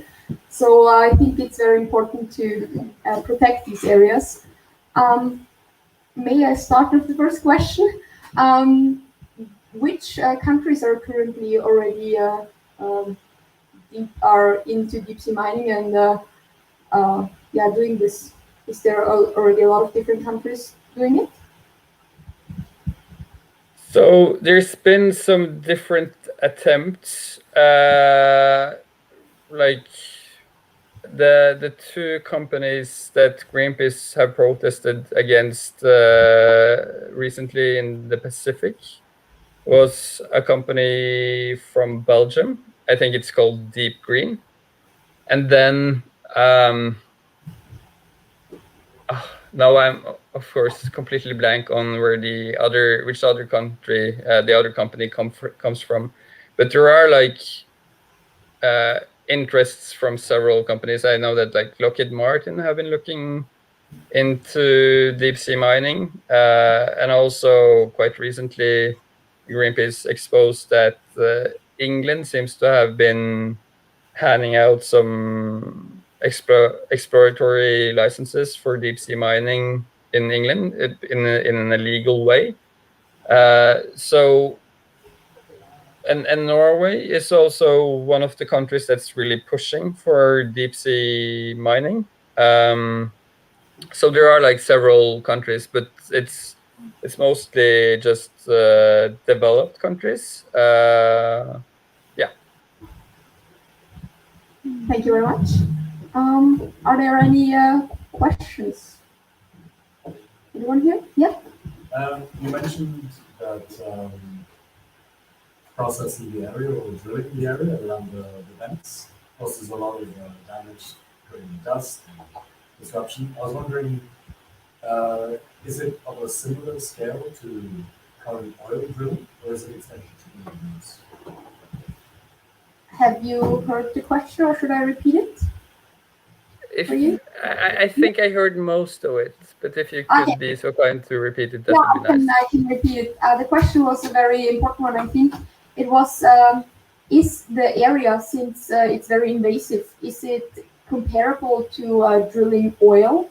Like, as you mentioned, that it's a lot of dust and a lot of, interruption into the habitat. Is it, comparable to oil drilling? Or even worse? Yeah, excellent question. I think like it really depends on the scale in a way, because like the oil industry is so big, so that has a huge influence on the oceans and the ecosystems there. But I think like if you were to compare like one oil platform with like one deep sea mining industry facility, I think like that the consequences locally for the ecosystems would be worse with deep sea mining, because of like the stuff that I mentioned, and especially like the dust that's being stirred up in the process, because it's such vast areas of the seafloor that's being kind of interfered with in the process of extracting deep sea minerals, as opposed to oil drillings where they simply like drill a hole in the seafloor, and then like it's not too much influence on like the surrounding areas, unless there is a big oil spill, of course.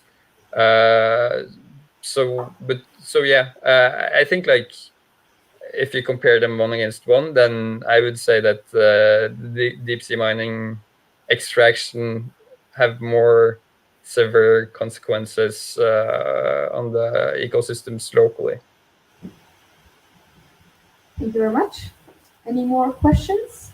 I have it. Yeah.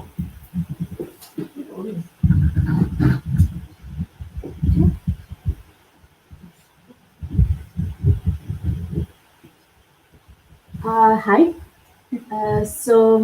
I was wondering, since deep sea mining is so dangerous and Greenpeace is protesting against it, are you protesting also against the surface mining? Because also in the surface mining, especially in Norway, all the tailings are wasted in the fjord.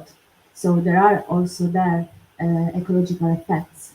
So what is the position of Greenpeace? Yeah, so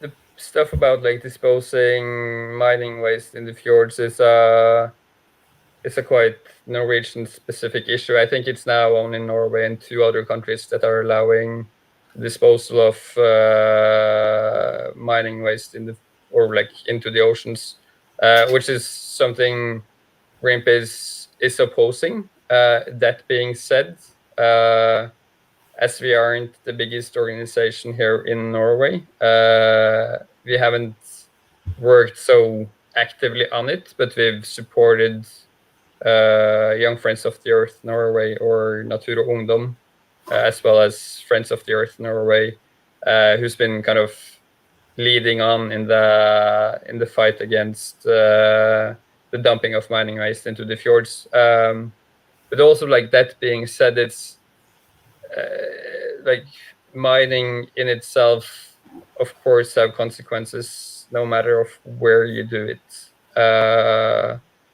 So that is also like something that the industry needs to be cautious about, and I think it's quite clear that to Greenpeace that the mining industry has a long way in going before becoming like more sustainable, and there's very many measures that the mining industry could do to take better care of the environment, such as in Norway, not dump any mining waste into the fjords in Norway. And it's not only about the environment, but also like much like child labor, etc. In other parts of the world. So there are many big issues connected to mining that needs to be tackled, and which is also like obviously one of the reasons for why we really should improve the recycling and the reuse of metals and minerals, because it's absolutely crazy that we destroy like ecosystems and that we use kind of child labor to extract minerals, only to put it into phones that are being used like 1 year and then being dumped instead of recycled. But yeah. Thank you.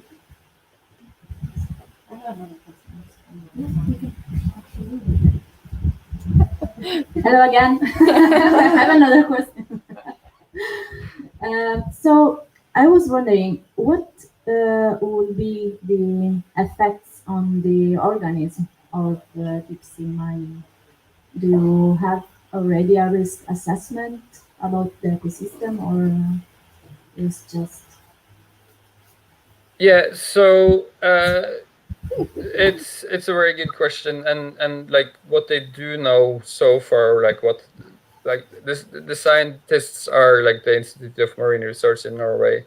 It's pretty clear that because we know so little about these ecosystems, we should put a precautionary principle into place and not open up for it because we need to know more about the effects on the ecosystems. So we don't know too much. But what we do know is that these ecosystems they develop very slowly because of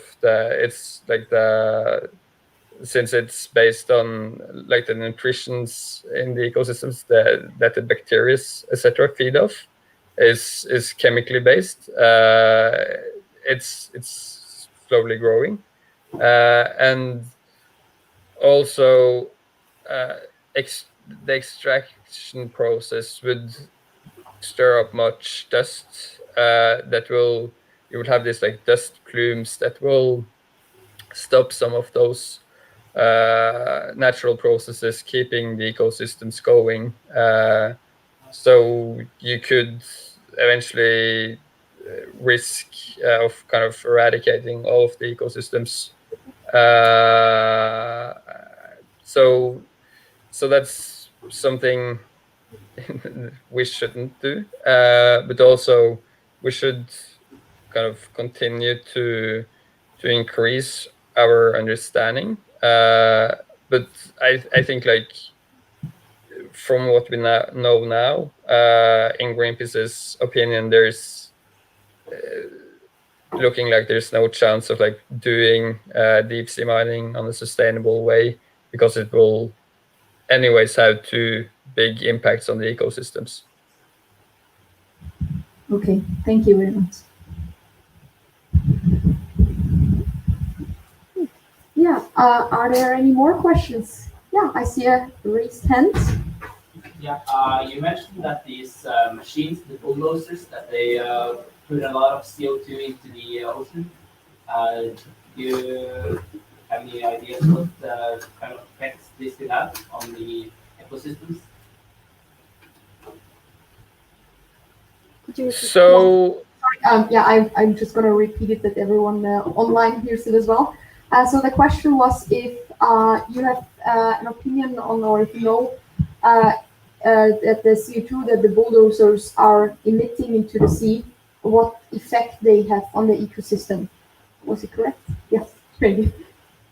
Yeah, or so like the bulldozers themselves doesn't emit the CO2, but when they kind of stir up the seafloor and start kind of the extraction process and creating these dust plumes, then the CO2 is kind of released from where it's naturally stored on the seafloor.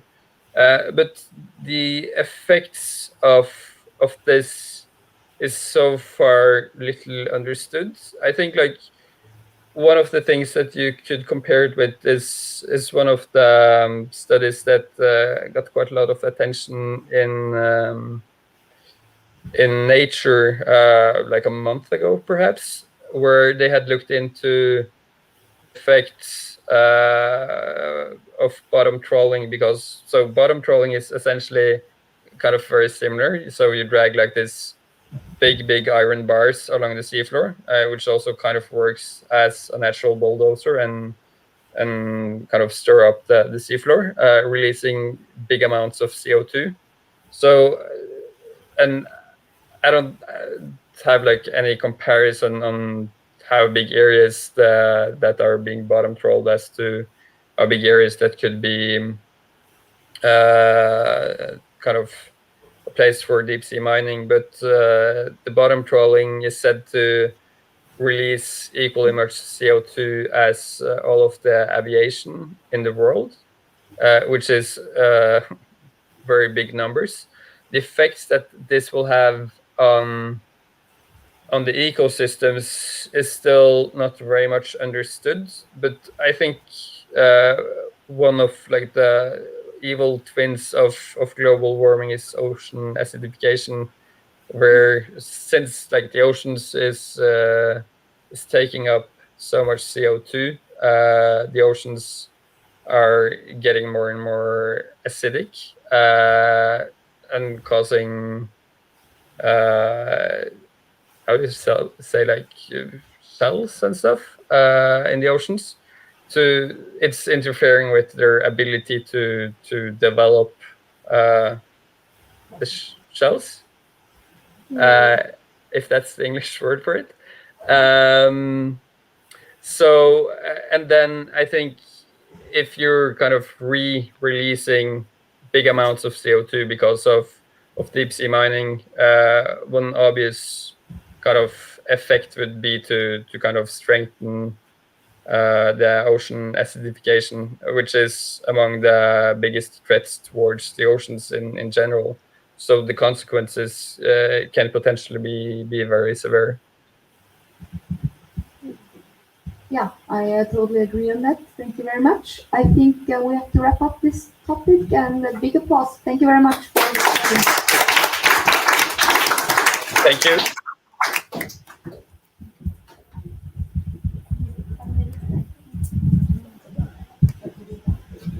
We will just have a quick break of probably 5 minutes to change the equipment and the setting, and then we will have our last speaker.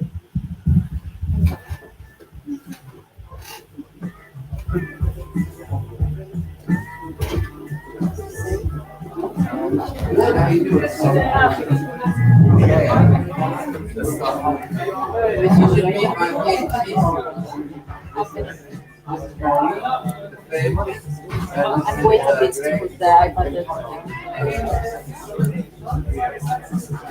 My dear friend.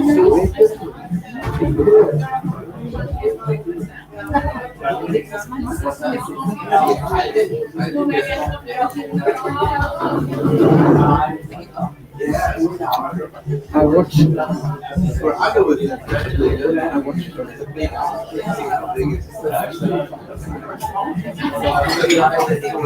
navigate around.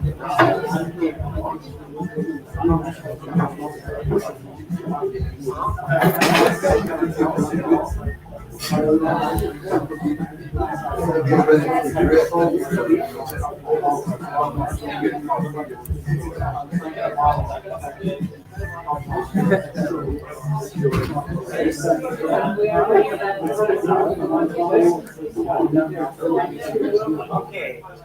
So it's like a big approach.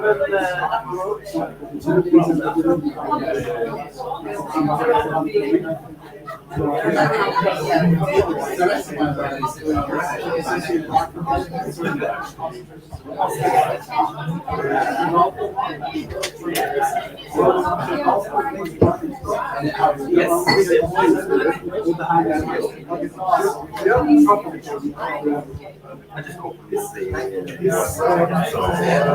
change up. Just like pull some down.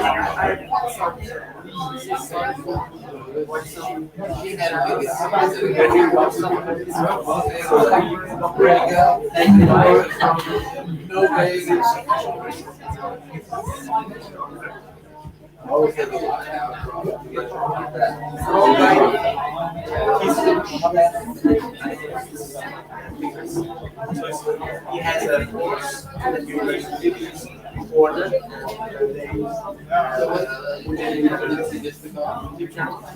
It's like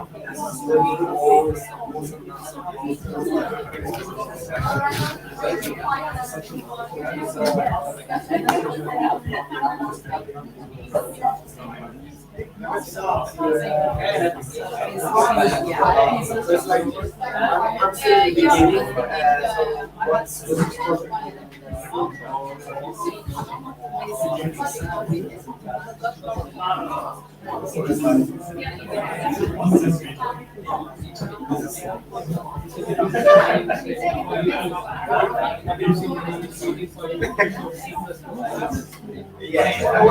we're talking about.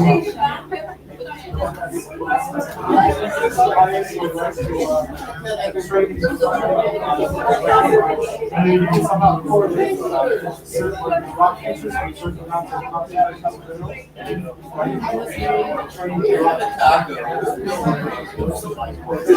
Put it up to the bottom.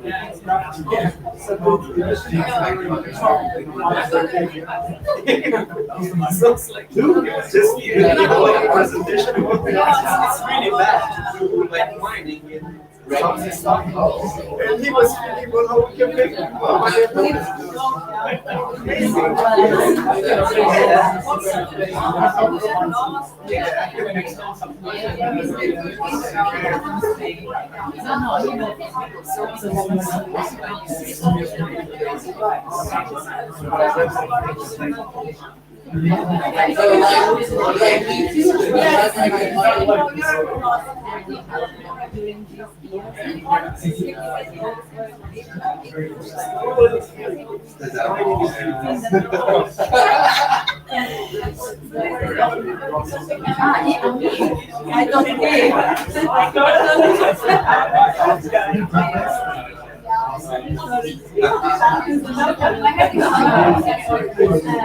Yeah, what's that? Oh, yeah.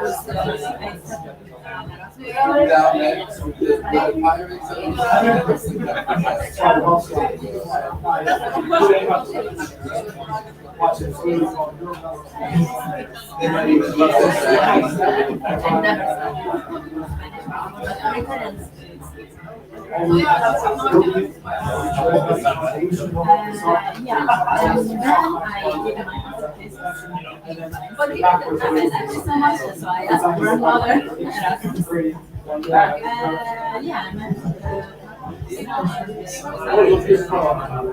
That's a good idea. Now, great. That's really good to go to the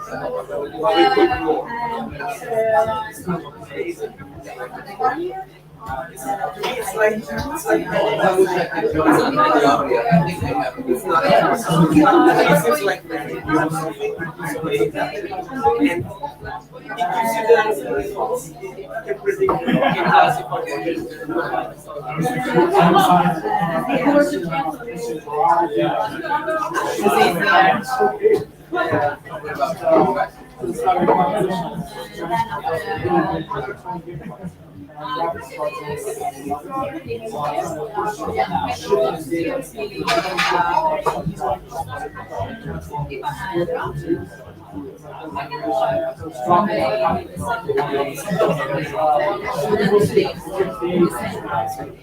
oh, you're looking at the same stuff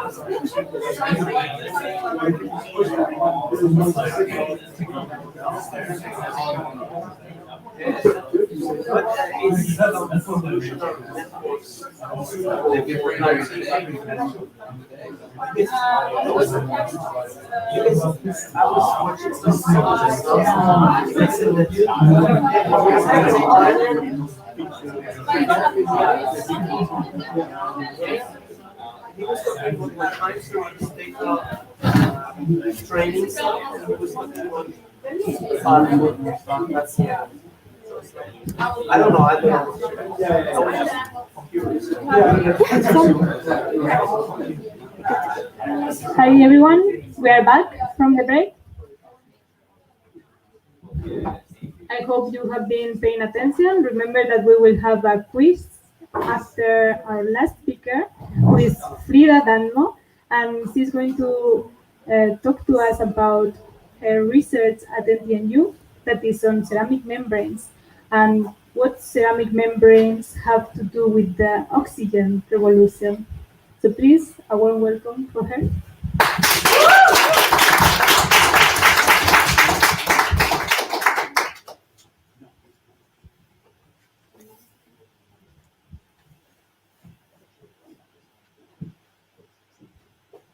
We humans are quite dependent on oxygen. I'm not just talking about us needing it to breathe and live, of course. Our industry needs it as well, and in huge amounts. Oxygen is the 5th most used chemical in the world, and we use over 100 million tons of it each year. 50% of this goes into the production of steel, while the rest is made for for plastics, many different chemicals, for welding, and maybe most importantly, in hospitals. Luckily, we have a lot of oxygen to use in the air around us. Air consists of roughly 80% nitrogen and 20% oxygen. We humans are quite lucky to have lungs, which make this oxygen accessible to us. But the industry, they don't have lungs. Instead, they use an extremely energy-demanding and complicated process called cryogenic distillation, or very, very cold distillation. In order to turn air into pure oxygen, it needs to be cooled down to as low as negative 185 degrees Celsius. At that point, air turns into a liquid, which then can be distilled in kind of the same way you distill alcohol. Cooling down air to such a low temperature requires enormous amounts of energy, meaning a lot of CO2 released into the atmosphere. If our whole world only relied on renewable energy sources, this wouldn't be such a big issue. But we know that this is not the case today, or even for many decades ahead. So, what should we do? We can't just reduce the amount of oxygen we use. The demand for oxygen is actually expected to rise almost 7% in the next 5 years. And last summer, the World Health Organization warned of a possible oxygen shortage, which we've actually seen happen quite recently. We could try to improve the cryogenic distillation process, but that would reduce the energy consumption by very much. We need a new and completely different way to produce pure oxygen gas industrially worldwide. What if we could just filter out oxygen from the air directly without having to cool it down and make it into a liquid first? This is where ceramic membranes come into play. So, what is a ceramic membrane and how does it work? First, let's imagine that air looks kind of like this. And imagine that you're standing outside a nightclub, looking at the people inside dancing. Between you and the night of fun and music, it's a security guard blocking the way with a VIP guest list in his hands. And you are lucky and get through because you are on the list that most of the others will have to stay out in the cold. I am trying to make just such a security guard, working at the nightclub where the people in line are air, and the security guard looks more like a ceramic pancake. In reality, it looks like this. It's not very big, but it may have a huge impact on the oxygen industry one day. This is a ceramic membrane, and the only thing on its guest list is oxygen. This membrane is made out of a material that can conduct oxygen by transporting oxygen ions, kind of like some materials can conduct electricity by transporting electrons. If we have air on one side, an empty container on the other, and my membrane in between, oxygen will willingly go through the membrane and into the container, resulting in 100% pure oxygen gas, ready for use. We then do not need to use all that energy on liquefying air or distilling that liquid afterwards. As material scientists, we always want to make the perfect material. either by improving what we already have or making new ones that can change the world completely. In the 1800s, Russian scientist Perovsky discovered this thing, the perovskite. This thing is a huge deal in the world of functional materials. It turns out, by placing different atoms on the different positions in the structure here, you can create materials with incredible properties that can be used for everything, from solar cells to ceramic membranes for oxygen production. These materials, they're quite good. But it turns out there might be a limit to how well these perovskites can perform. Ceramic membranes have been researched a lot over the years, and it was a pretty hot topic in the 90s.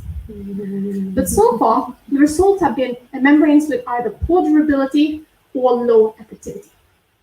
These materials, including the perovskites, need temperatures as high as 1,000 degrees to function properly. And at those temperatures, the material degrades quickly and the membrane just falls apart. For many years, people have tried to improve these materials, either by making them more efficient or making them more stable over time. While these materials are getting somewhat better, there's still a long way to go. I say it's time to look outside the box for new possible materials, instead of just improving what we already have. What I am working with is a completely new type of material, never been used for these kinds of membranes before. It has actually, never been used for anything so far, as I'm the only one in the whole world who's made this exact material. It has no problems withstanding high temperatures. It is much more stable and should also work at lower temperatures than the perovskites. This almost sounds too good to be true, right? Yes. So, how do we know that it works? These membranes need to fulfill 3 criteria. There needs to be a lot of space for oxygen inside the material in between the atoms. Oxygen should be able to pass quickly through the membrane. And the membrane needs to be completely dense and without cracks or holes, so that the rest of the air can't just walk through the damn thing.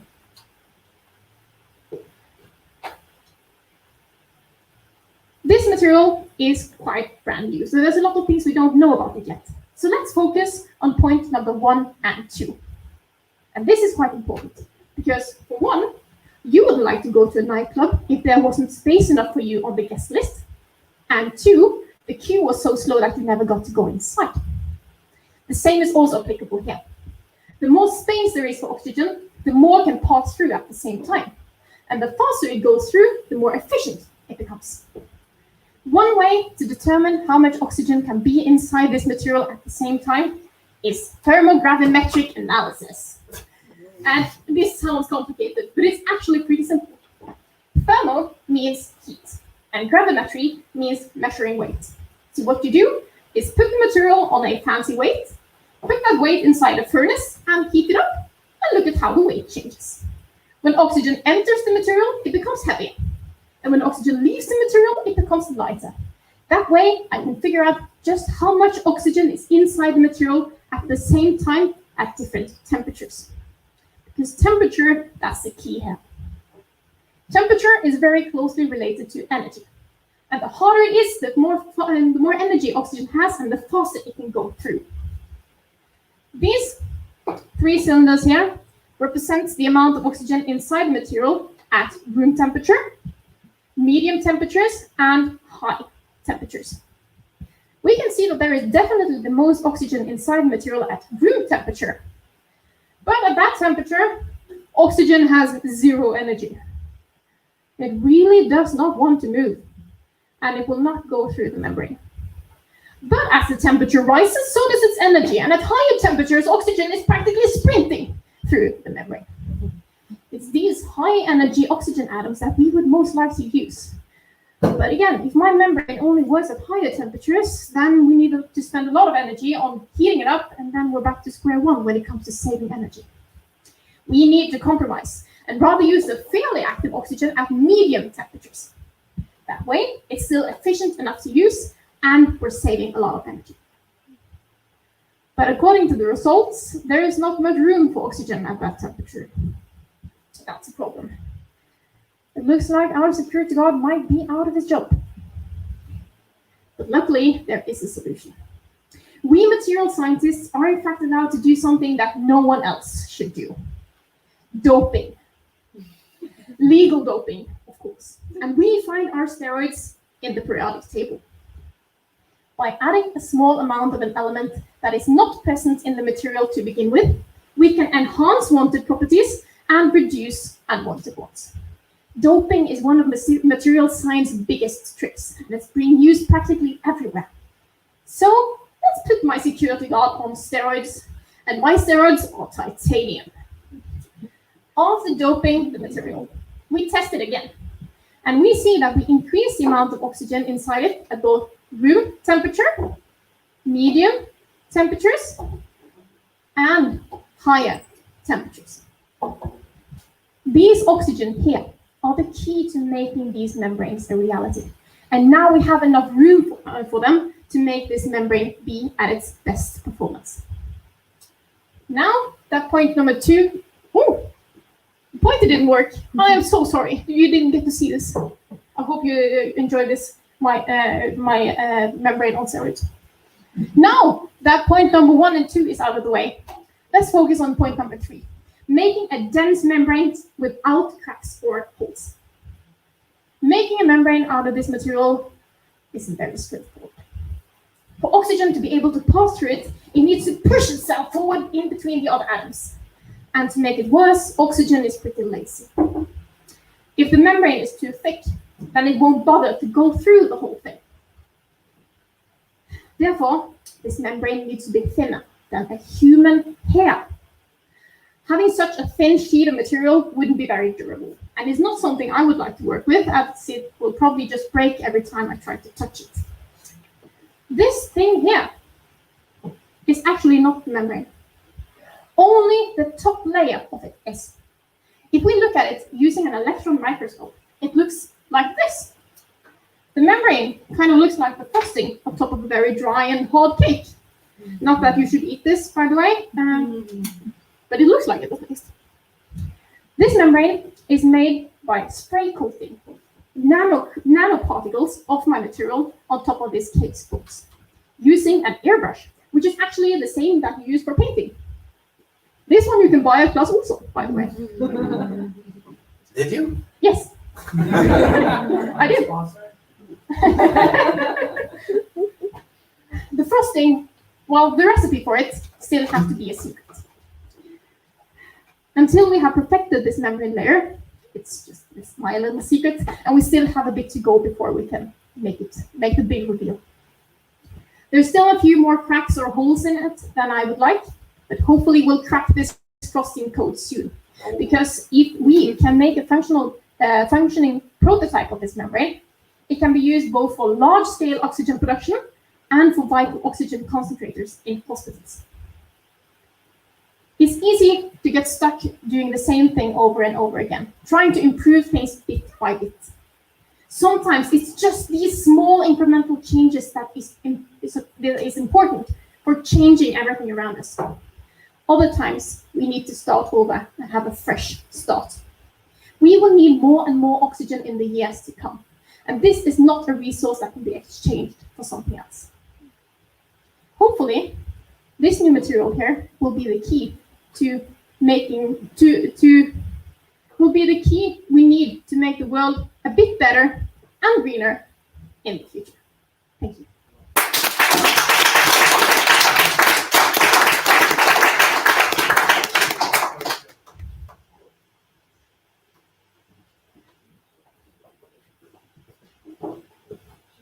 Thank you so much. Are there any questions? I think maybe to don't be like sending the microphone all the time, you can directly just repeat the question. Yes. I can just speak loudly. Again, very nice lecture, Ms. Danmo, and excellent puns. I like it very much. Again, it's the same thing I had for Ms. Broughton. Have you done all the artwork yourself? I have. This is amazing work you guys are doing. had no idea. Nice to have a drawing tablet. That makes everything easier. Yes, you had a question? Yeah, actually, thank you. And my question is, how much would the energy consumption be reduced using this new technology? There Or are conventional. yes. The question is how much is the energy reduced using these membranes compared to the normal way? And there have been calculations done on membranes made from the normal materials, perovskites and rest, and then the energy reduction is 35% or more. And since these also work at a lower temperature, that should also save additional energy. So it's quite a drastic effect. Yes? I did actually have a real question. What is the reason why you have selectivity for oxygen over other components in the air? And why then would be putting titanium in there, increasing the uptake? So the question is, why is it selective to oxygen and why do we put titanium in it? I will forward you my article, which is in writing, which will be actually on titanium doping and these materials. Excellent yes. answer. Read my paper. That's to be more specific. This is what's called ionic conduction. And so it's oxygen ions that are transported. And in this case, it's oxygen because this is it's an oxide material, and oxygen is transported in between the layers where oxygen is placed. So there's already room for oxygen, and now we just push more in oxygen in there. Right. How oxygen is transported in different materials depends on the composition and what it's made of. So it's a bit complicated question, and exactly why oxygen is transported, I'm not quite sure if I have a definitive answer on, but I can tell you how it's transported through the material at least. And why titanium is added, without revealing my material, which I can't do. I'm sorry. Please don't. Titanium changes. Titanium here is a dopant which has a different charge than what it substitutes, meaning that we have some electrical mischarges here. And then, since titanium here is 4+, it's more positive one than what we already have. And oxygen is negative. So by having more positive things, you need to have more negative things. And therefore, oxygen willingly just goes into the material to neutralize this, because having extra positive charges in it is a bad thing. Which is the short answer to it. Kind of. Yes. I know nothing about chemistry. Nice. But here's my answer. O2, like oxygen is usually found as O2. Yes. So how is it that you're transporting ions through the material?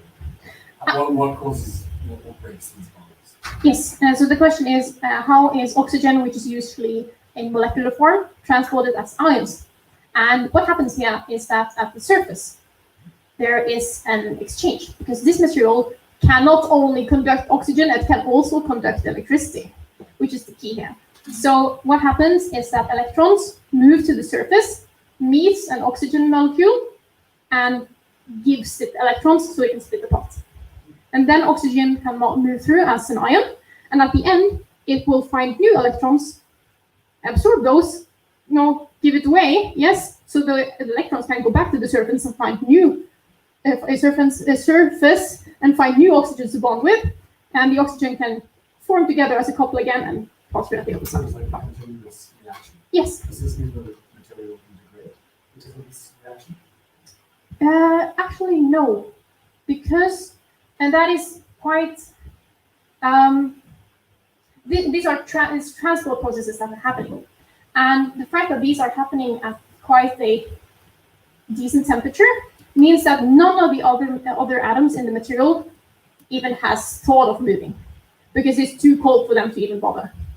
But oxygen and electrons, they really want to move at that temperature, so it's fine. So since those two are the only things that move, nothing else happens in the material, and it's stable.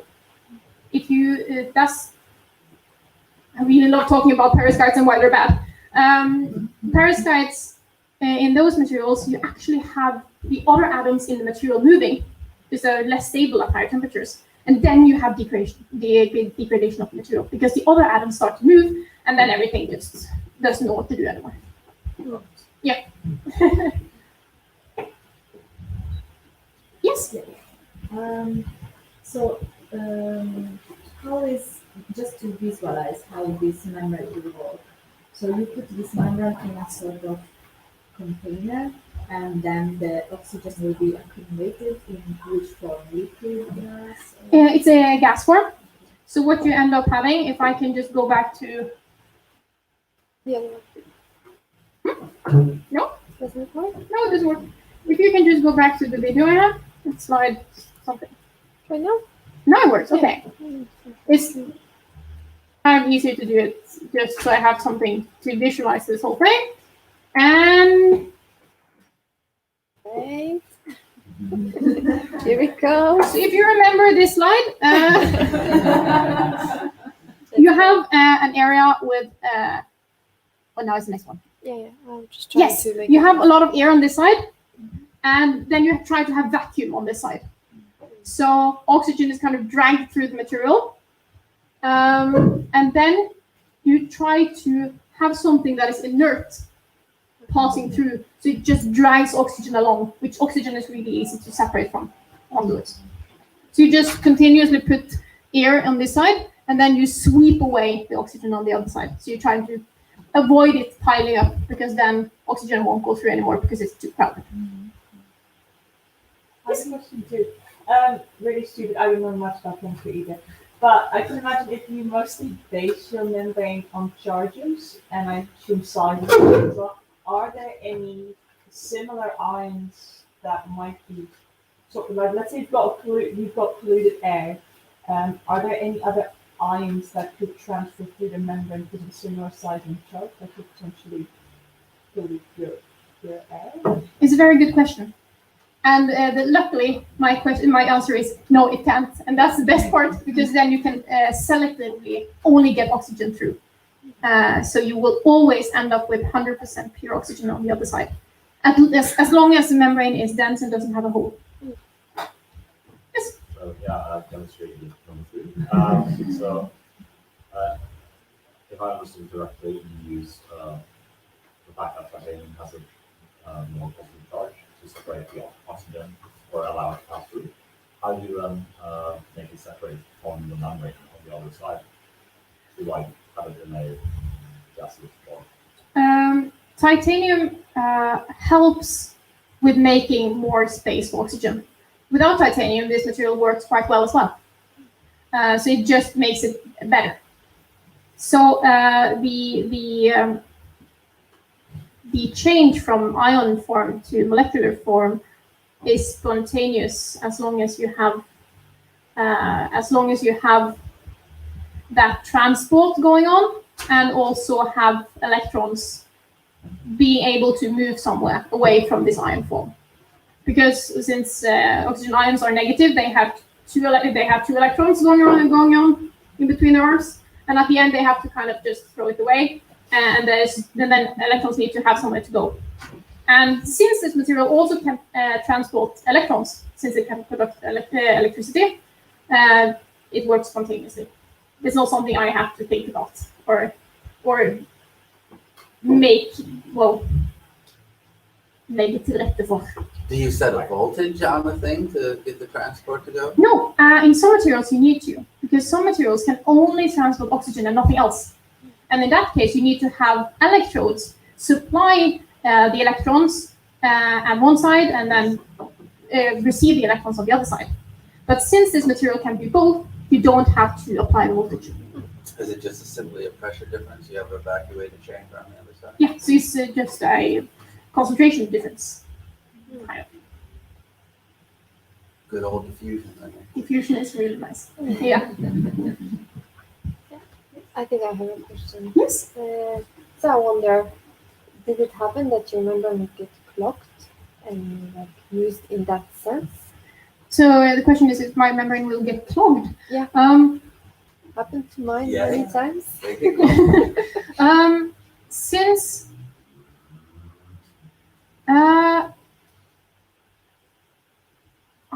have, okay, so the thing is, since I never have made a functional membrane yet, I haven't tested it. But in theory, that shouldn't happen.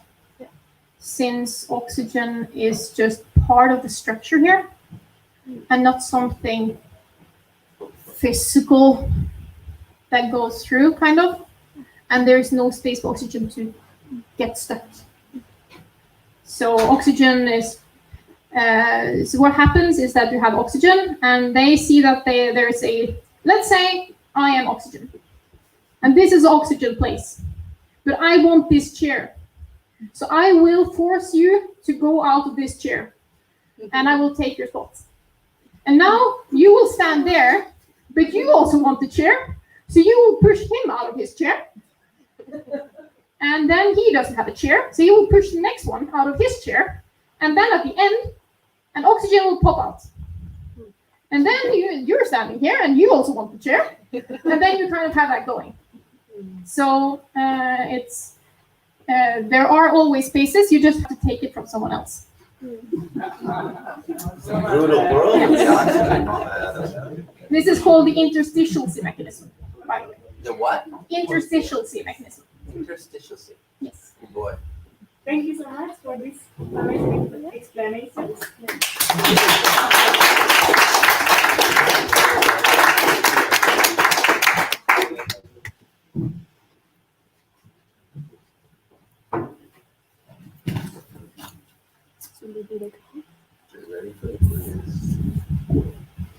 Start getting ready for the Kahoot quiz. I think it works better if you download the Kahoot app in your phone. So I will give you some minutes for that. Remember that we are playing for a gift card with the value of 250 corona for the winner.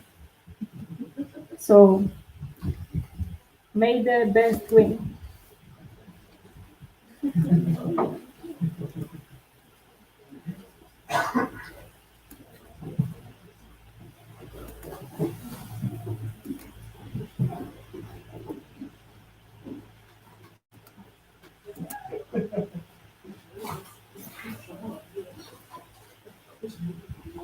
Remember that in Kahoot, it doesn't only matter that you get the correct answers, but it also matters the speed. So the fastest gets more points.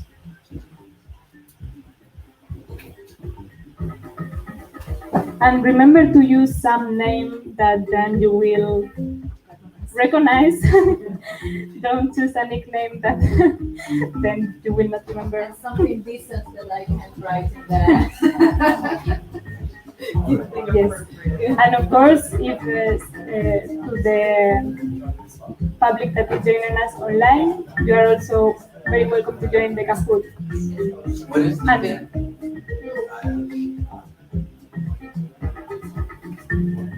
So this is the game team 1413304.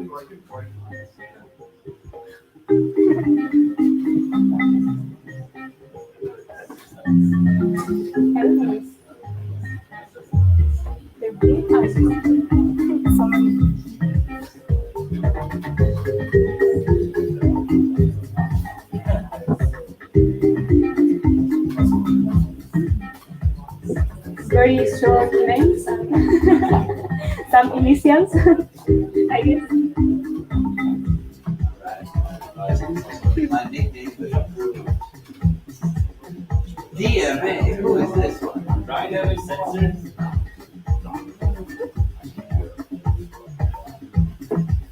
There is a lot of competition today. That's one. It's not just saying.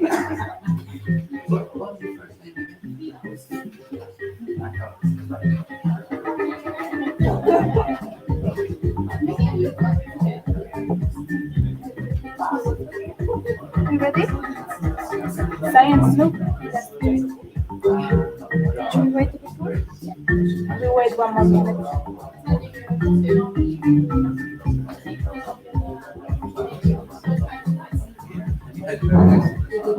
I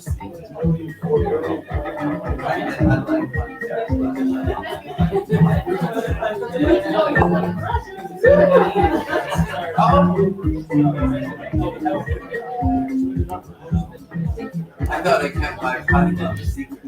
Okay, is everyone ready? Is everyone ready? Yeah.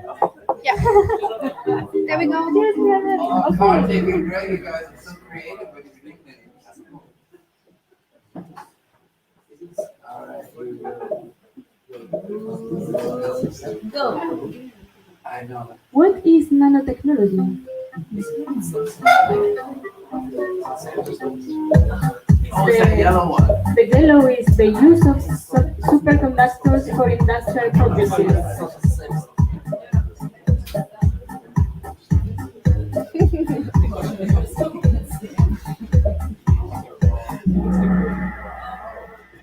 Good job. Good job. Oh, yeah. Car. How small is a nanometer? The yellow one is 10 to the minus 12. Ain't that a fact, though? 10 to the minus 12. Nico!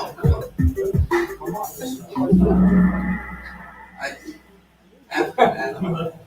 Very good job.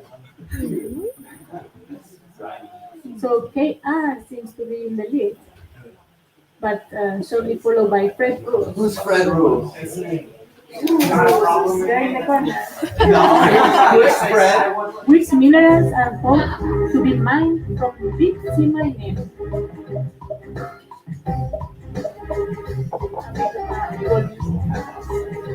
The yellow is cobalt, lithium, and gas.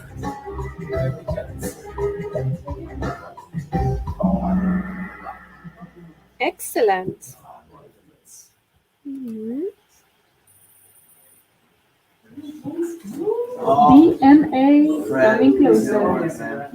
Don't work. Going on, baby. Very competitive today. When was the Lost City hydrothermal field first discovered? The yellow is 2000.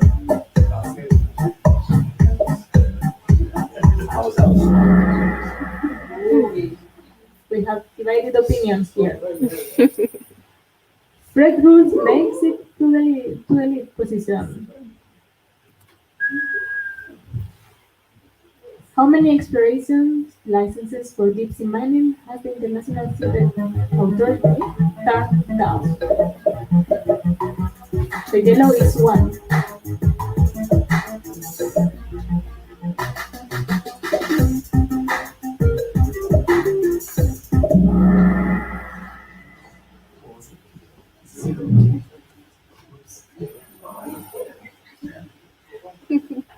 Right behind KR. What are the key advantages of organoids over traditional cell cultures in cancer treatment? And the yellow is they grow as three-dimensional and represent better the original tissue.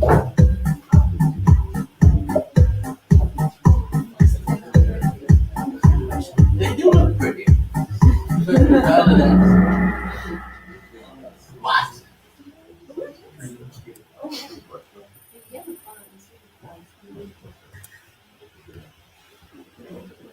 We are halfway. What is most important when deciding how to treat a cancer patient? Yellow is the patient's allergies.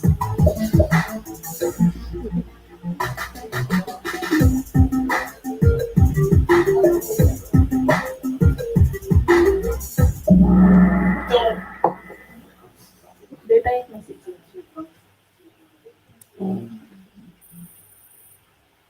KR comes back. How many of the patients react to their first round of chemotherapy? The yellow is 75.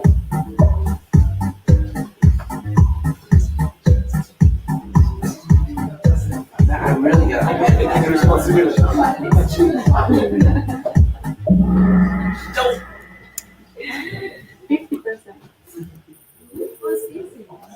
hopefully more. Fred Rules is unbeatable. I think that's why he's highlighted. Yes. What are ceramic membranes? The yellow is an extra sturdy membrane used in winter jackets.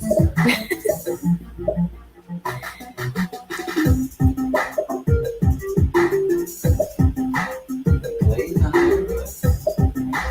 it.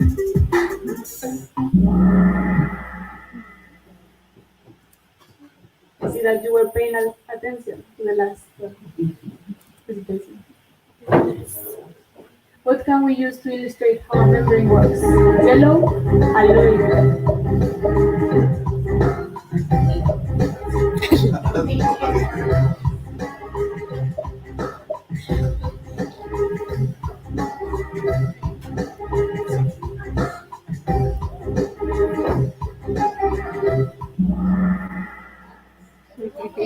Good job. Fred Rules still living, then DMA second.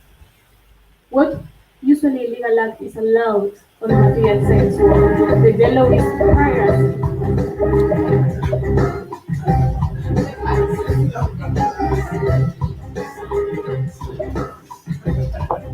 It's unbeatable.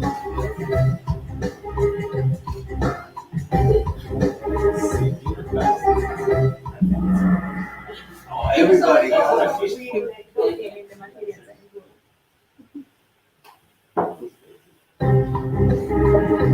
The yellow is not so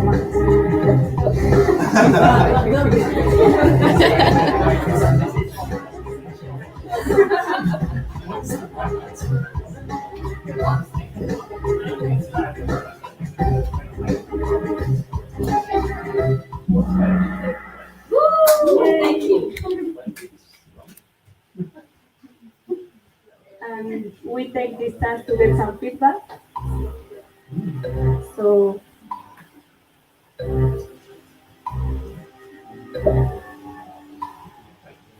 be honest, and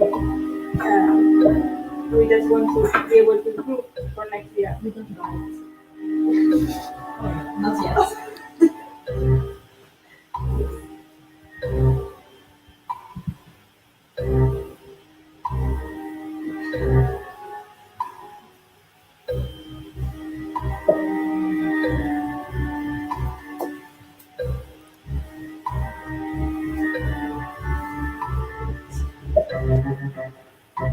And thank you so much to Ronia, the sixth volunteer of Trondheim that is not able to join us because she's in quarantine. So How long is she in quarantine for? I'm not sure. She has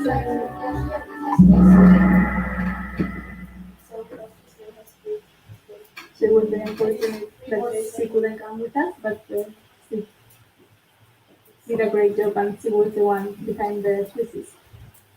It's a flat. Who's that? Good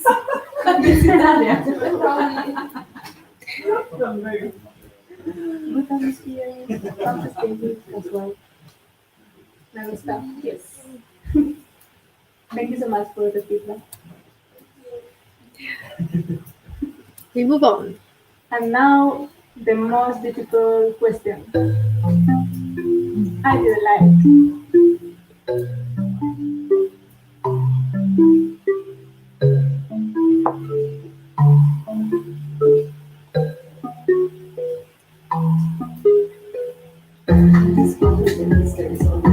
There is some tension.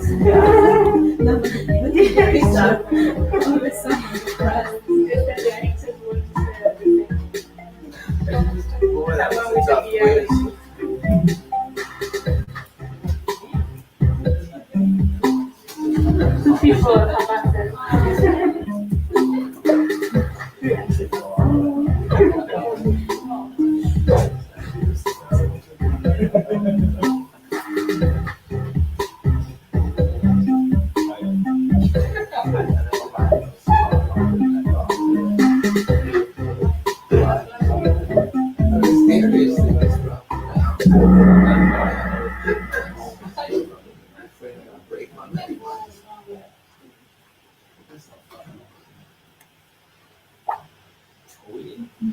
Nada.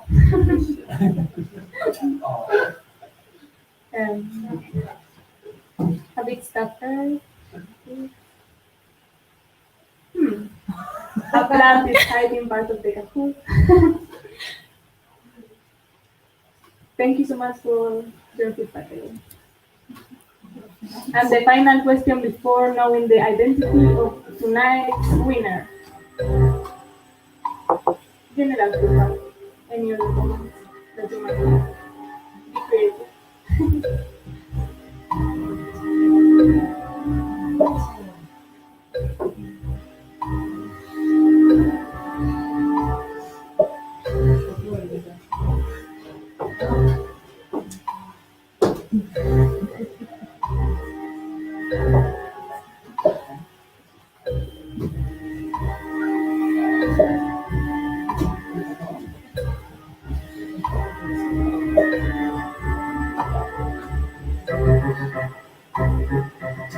The music is so.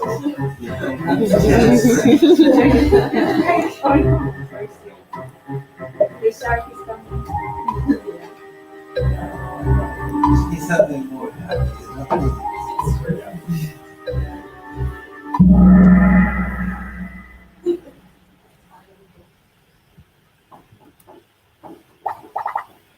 Free beer. I agree. More prizes. Maybe the second position.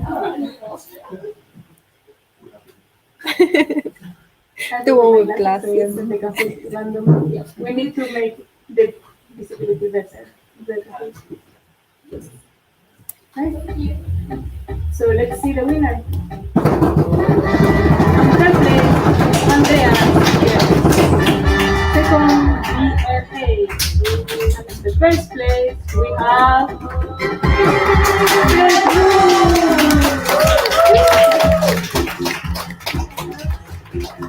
He was sitting in the corner and paying a lot of attention to our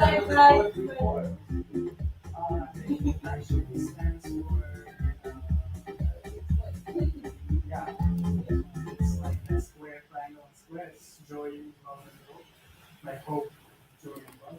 Oh wow! Isn't that pretty nice? There is a lot of meaning in Very sweet. Yeah. I will.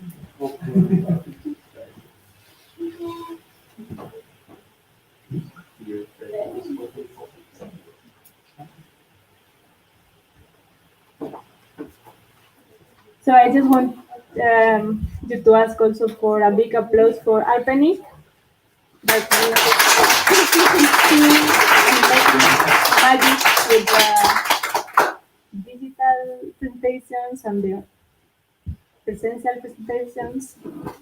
And also for all our speakers, thank you so much for joining us. And thank you for the amazing. And finally, thank you all for coming and for joining us online. And hopefully we will be able to have more of these kind of events next year. So we look forward to see you again then.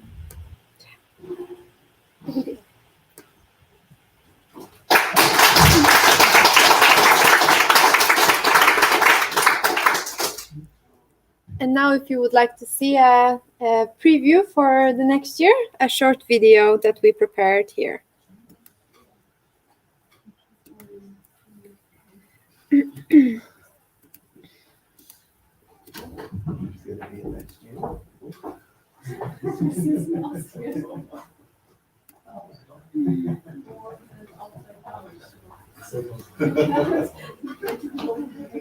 I'll be happy next week.